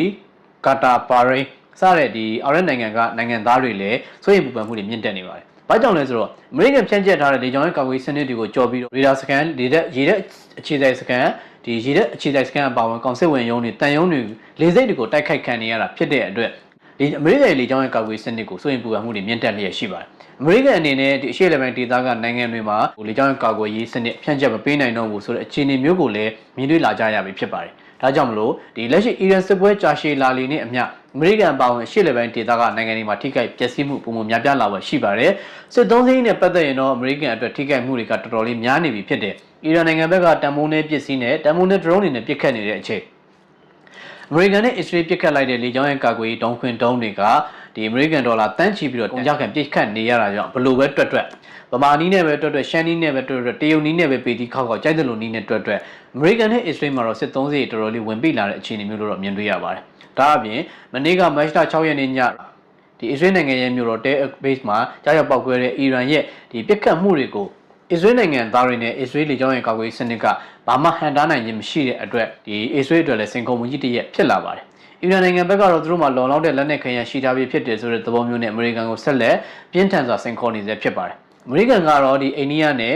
ဒီပူရက်စစ်ရေးလေ့ကျင့်ပြီးတော့ပြန်လာတဲ့အီရန်ရေတပ်သင်္ဘောတွေကိုတော့ထပ်မံတိုက်ခိုက်သွားဖို့ကြားဖြတ်ဟန်တာသွားဖို့ပြင်ဆင်နေတာရှိပါတယ်ပြီးခဲ့တဲ့မတ်လ2ရက်နေ့နဲ့မတ်လ4ရက်နေ့ကြားမှာလည်းတီရီလင်ကရေပိုင်နဲ့အနီးမှာရှိနေတဲ့အီရန်ဒီဖြတ်သင်္ဘောကိုအမေရိကန်ရဲ့တော်ပီဒိုကရင်ကုန်သင်္ဘောကနေပစ်ခတ်လိုက်တဲ့တော်ပီဒိုကသွားရောက်ဖျက်ဆီးနိုင်ခဲ့တာအတွက်ဒီရေတပ်အဖွဲ့သား80ကျော်တည်ဆုံးခဲ့ပြီးတော့20ကျော်ကိုသာတီရီလင်ကဒီကယ်ဆယ်ပေးနိုင်ခဲ့တယ်လို့သိရပါတယ်ထပ်မံပြီးတော့ဒီဒုတိယမြောက်အီရန်ဖြတ်သင်္ဘောကလည်းတီရီလင်ကနဲ့ကိုရောက်ရှိပြီးတော့တီရီလင်ကနဲ့အစိုးရချင်းချိတ်ဆက်ပြီးတော့ကယ်ဆယ်တာတွေပြုလုပ်ထားနိုင်ခဲ့ပြီဖြစ်ပါတယ်ဆိုတော့အမေရိကန်အနေနဲ့ဒီအိန္ဒိယသမုဒ္ဒရာအနီးတီရီလင်ကရေပိုင်တဲ့အနီးထိရင်ကုန်သင်္ဘောအုပ်စုဖြန့်ကျက်ထားမှုကလည်းအိန္ဒိယနိုင်ငံအတွက်ကောတရုတ်နိုင်ငံအတွက်ကောစိုးရိမ်ပူပန်မှုတွေမြင့်တက်နေတယ်လို့အမေရိကန်ရဲ့ဒီစစ်အင်အားဖြန့်ကျက်မှုပါလည်းအများကြီးဒီတတိထားစရာဖြစ်လာတယ်လို့ဆိုပါတယ်။တီရီလင်ကရေပိုင်တဲ့အနီးအီရန်စစ်သင်္ဘောကိုအမေရိကန်ကပစ်ခတ်လိုက်တဲ့ကိစ္စနဲ့ပတ်သက်ပြီးတရုတ်နိုင်ငံကလည်းမျက်ခြေမပြတ်စောင့်ကြည့်နေတယ်လို့သိရသလိုရုရှားနိုင်ငံရဲ့ဒီဂျိုဒူတွေကလည်းအရှေ့လေပိုင်းဒေသမှာရှိနေတဲ့အမေရိကန်ရဲ့ဒီစစ်ဖက်ပြစ်မှတ်တွေကိုမှတ်ပုံတင်ပြီးတော့အီရန်နိုင်ငံကိုအထောက်အကူပေးနေတယ်ဆိုပြီးတော့ဝါရှင်တန်ကလည်းဆွဆွဲပြောဆိုထားပါတယ်။တပြိုင်တည်းမှာပဲအမေရိကန်သမ္မတဒေါ်နယ်ထရန့်ကမိမိလုံခြုံရေးဝန်ကြီးကိုမနေ့ကမတ်လ6ရက်နေ့မှာပဲယာရုကဖယ်ရှားလိုက်ပါတယ်။ဒေါ်နယ်ထရန့်ကတော့လှုပ်ရှင်သလိုကိုလုပ်နေပြီးတော့စစ်သုံးစီကြီးမြင့်စွာနဲ့ဒီအီရန်နဲ့တိုက်ခိုက်မှုတွေအတွင်းမှာပျက်စီးဆုံးရှုံးမှုများစွာကိုကြုံတွေ့ပြီးတော့ဆက်လက်ပြီးတိုက်ခိုက်နေစေဖြစ်ပါတယ်။အီရန်စစ်ပွဲမပြီးခင်မှာအမေရိကန်သမ္မတဒေါ်နယ်ထရန့်ကကျူးဘားဖို့ကဆက်လက်သိမ်းပိုက်ဖို့ဒီပြင်ဆင်နေတယ်လို့သိရပါတယ်။ကျူးဘားနဲ့ပတ်သက်ပြီးတော့ဒီကုန်စည်စည်းစိမ်မှုတွေဖျက်တောက်ထားတာရှိသလိုကျူးဘားကိုဗင်နီဇွဲလားလိုမျိုးလွယ်လွယ်လေးနဲ့တိုက်ခိုက်သိမ်းပိုက်ဖို့ထိနောက်ထပ်စီးရေးပြစ်မှတ်တစ်ခုကိုဖော်ဆောင်နေစေဖြစ်ပါတယ်။တကယ်တော့အမေရိကန်သမ္မတဒေါ်နယ်ထရန့်ကဒီကမ္ဘာငြိမ်းချမ်းရေးစုကြီးကိုရရှိလိုတယ်ဆိုတဲ့လောဘစောလည်းရှိသလိုသူကိုယ်တိုင်ပြီးစော့ဘုတ်အဖွဲ့ရဲ့ဥက္ကဋ္ဌအဖြစ်ရှိနေပေမဲ့လက်ရှိကမ္ဘာအရေးခင်းကြီးတစ်ခုလုံးကိုလှုပ်ခတ်နိုင်တဲ့အခြေအနေမျိုးအီရန်ကိုစတင်ခဲ့တာဖြစ်ပါတယ်။အီရန်စစ်ပွဲစတင်လိုက်တဲ့အတွက်အမေရိကန်ကိုယ်တိုင်လည်းအထိနာနေပြီဖြစ်ပါတယ်။တိုက်ပွဲကတော့ဆက်လက်ကြာရှည်လာတာနဲ့အများနှစ်ဖက်လုံးမှာထိခိုက်ပျက်စီးမှုတွေပုံမှန်ကြုံတွေ့လာရမှာဖြစ်ပြီးတော့ပုံမှန်ကြုံတွေ့လာရမယ့်နိုင်ငံတိုင်းကတော့သူလည်းပျက်စီးမယ်ကိုယ်လည်းပျက်စီးမယ်ဆိုတဲ့အခြေအနေမျိုးဖြစ်ပါတယ်။အီရန်ကလည်းသူကိုယ်တိုင်ပျက်စီးခံပြီးတော့အယာဒိုလာခါမီနီတည်ဆုံမှုအပါအဝင်အစ္စလာမစ်အတိုင်းအဝိုင်းအစ္စလမ်အစွန်းရောက်အဖွဲ့အစည်းတွေနဲ့အတူအမေရိကန်နဲ့အစ္စရေးကိုအပြီးတိုင်တိုက်ခိုက်သွားမယ်ဆိုတဲ့ပုံစံမျိုးတွေညွှန်မှန်းထားတာရှိပါတယ်။ဒါကြောင့်အီရန်နဲ့အမေရိကန်စစ်ပွဲကြာရှည်လေကမ္ဘာစီးပွားရေးသမဂ္ဂနှစ်နိုင်ငံရဲ့စီးပွားရေးနှစ်နိုင်ငံရဲ့ပျက်စီးထိခိုက်မှုတွေကလည်းအများဆုံးကြုံတွေ့လာရနိုင်ဖြစ်ပါတယ်။အစ္စရေးနိုင်ငံပေါ်ပေါက်လာပြီးတပ်တန်းတစ်လျှောက်ဒီတစ်ချိန်ကအများဆုံးတိုက်ခိုက်ခံရတဲ့အခြေအနေမျိုးဖြစ်ပါတယ်။ဒီအစ္စရေးရဲ့တမိုင်းတစ်လျှောက်ကိုပြန်ချင်း RS စစ်ပွဲနောက်ပြီးတော့ဒီပြီးခဲ့တဲ့2025ခုနှစ်မှာဖြစ်ပေါ်ခဲ့တဲ့အစ္စရေးအီရန်စစ်ပွဲ12ရက်မှာလည်းဒီလောက်ထိအီရန်ရဲ့တိုက်ခိုက်မှုတွေနဲ့ကြုံတွေ့ခဲ့ရခြင်းမရှိပါဘူး။ဒါပေမဲ့ဒီတစ်ချိန်မှာတော့အီရန်ကအစ္စရေးကိုတဲတဲမဲမဲနဲ့ရည်ရွယ်ချက်ရှိရှိပြင်းပြင်းထန်ထန်တိုက်ခိုက်နေတာကြောင့်အမေရိကန်လေကြောင်းကာကွယ်ရေးစနစ်တွေအစ္စရေးလေကြောင်းကာကွယ်ရေးစနစ်တွေအားလုံးမှာကြမ်းဖြစ်တာတွေအလုံးမလုံးတာတွေနဲ့ကြုံတွေ့နေရတဲ့အတွက်အစ္စရေးအတွက်လည်းစဉ်းစားစရာဖြစ်လာပြီဖြစ်ပါတယ်။အီရန်နိုင်ငံကတော့ဒီဘာသာရေးအစွန်းရောက်တဲ့နိုင်ငံတစ်နိုင်ငံဖြစ်တဲ့အယာတိုလာခါမီနီလည်းတည်ဆုံသွားပြီဖြစ်ပြီးတော့အယာတိုလာခါမီနီရဲ့သားကလည်းဘာသာရေးခေါင်းဆောင်ဖြစ်လာမယ်။အစိုးရအဖွဲ့ရဲ့အဆင့်မြင့်ဆုံးယာရုကိုယူထားပြီးတော့ဆက်လက်ပြီးအစ္စလာမစ်စစ်သွေးကြောတွေကိုနောက်ကထောက်ပံ့ရင်းနဲ့အရှေ့လေပိုင်းဒေသမှာရှိနေတဲ့အမေရိကန်ရဲ့စစ်အခြေစိုက်စကန်တွေနဲ့အစ္စရေးကိုတိထက်ပိုမှုပြင်းထန်စွာတိုက်ခိုက်သွားအောင်မယ်ဆိုတဲ့အလားအလာမျိုးကတော့ရင်တွေ့နေရဆဲဖြစ်တဲ့အတွက်အီရန်နဲ့အမေရိကန်စစ်ပွဲကတော့ပြီးဆုံးနိုင်မယ့်အခြေအနေမျိုးတော့မဟုတ်ဘူးဖြစ်ပါတယ်။တော့ဒီအီရန်အမေရိကန်စစ်ပွဲဒီ9ရက်တာ10ရက်တာကာလအတွင်းကမ္ဘာနိုင်ငံ14နိုင်ငံထက်မနည်းကိုပြန့်နှံ့နေပြီဖြစ်တဲ့အတွက်ကမ္ဘာစစ်ကြီးဖြစ်ပေါ်လာနိုင်မှာကိုလည်းနိုင်ငံအများပြားကစိုးရိမ်နေကြတာရှိသလိုတစ်ဖက်ကလောင်စာဆီအကျက်တဲနဲ့ဒီစွမ်းရည်လိုအပ်ချက်တွေလည်းမြင့်တက်နေတာကြောင့်တရုတ်နိုင်ငံဘက်ကလည်းအီရန်ကိုဖြန့်ပြတာတွေလည်းပြုလုပ်ဖို့ဟော့မော့စ်ရေလက်ကြားကိုဖွင့်ပေးဖို့အထိရည်ရွယ်လှုပ်ဆောင်နေတယ်ဆိုတဲ့သတင်းတွေလည်းကြားသိရပါတယ်။အီရန်နိုင်ငံကဟော့မော့စ်ရေလက်ကြားကိုပိတ်ဆို့ထားပေမဲ့တရုတ်နိုင်ငံအလံတင်ထားတဲ့ကုန်စည်သင်္ဘော3စီးကိုတော့ပြီးခဲ့တဲ့ရက်ကဖြတ်တန်းခွင့်ပေးလိုက်တယ်လို့ဆိုပါတယ်။တခြားဒီနိုင်ငံကကုန်တင်သင်္ဘောတွေဒီပင်လယ်ကူးသင်္ဘောတွေအားလုံးကိုတော့ဟော့မော့စ်ဖြတ်တန်းလာတဲ့ကုန်တင်သင်္ဘော3စီးထပ်မင်းကိုလည်းအီရန်ကပြစ်ခတ်နှိမ့်မြုပ်ထားတဲ့ဆိုတဲ့သတင်းတွေကြားသိရပါတယ်။ဆိုတော့အမေရိကန်အနေနဲ့အရှေ့လေပိုင်းဒေသမှာဆက်ပြီးတော့မဟာမိတ်တွေရဲ့လုံခြုံရေးအမေရိကန်စစ်အခြေစိုက်စကန်တွေရဲ့လုံခြုံရေးကိုဘယ်လောက်ထိအာမခံချက်ပေးနိုင်တယ်လဲဆိုတာကိုဆော်ဒီ၊ဘာရိန်း၊ကူဝိတ်နဲ့ UAE နိုင်ငံတွေကမိကုန်းတွေထုတ်လာကြတော့မှာပဲဖြစ်ပါတယ်။ဒီအခြေအနေတွေကနေပဲအီရန်စစ်ပွဲကိုအဆုံးသတ်ပေးနိုင်မလား ဒါမှမဟုတ်အမေရိကန်ရဲ့စစ်သုံးစရိတ်ကြီးမြင့်မှုနဲ့အမေရိကန်ပြည်တွင်းအကျပ်တဲနဲ့အမေရိကန်နိုင်ငံသားတွေရဲ့စန့်ကျင်ကန့်ကွက်မှုအမေရိကန်နိုင်ငံသားတွေဆောင်ထားတဲ့အခွန်ဒေါ်လာတန်ပေါင်းများစွာကိုမိရှုဖျက်ဆီးနေတဲ့ဒေါ်နယ်ထရန့်ကိုပဲဖြုတ်ချနိုင်မလားဆိုတာကိုတော့ကျွန်တော်တို့ဆက်လက်စောင့်ကြည့်သွားရအောင်မှာပဲဖြစ်ပါတယ်ဒါကတော့ဒီနေ့မတ်လ9ရက်နေ့အတွက်ထူးခြားတဲ့သတင်းတွေကသတင်းတချို့ကိုကောက်နှုတ်ပြီးတော့တင်ဆက်ပေးခဲ့တာပဲဖြစ်ပါတယ်နောက်လာမယ့်အစီအစဉ်တွေမှာလည်းစိတ်ဝင်စားစရာကောင်းတဲ့အကြောင်းအရာတွေကိုတင်ဆက်ပေးသွားအောင်မှာပဲဖြစ်ပါတယ်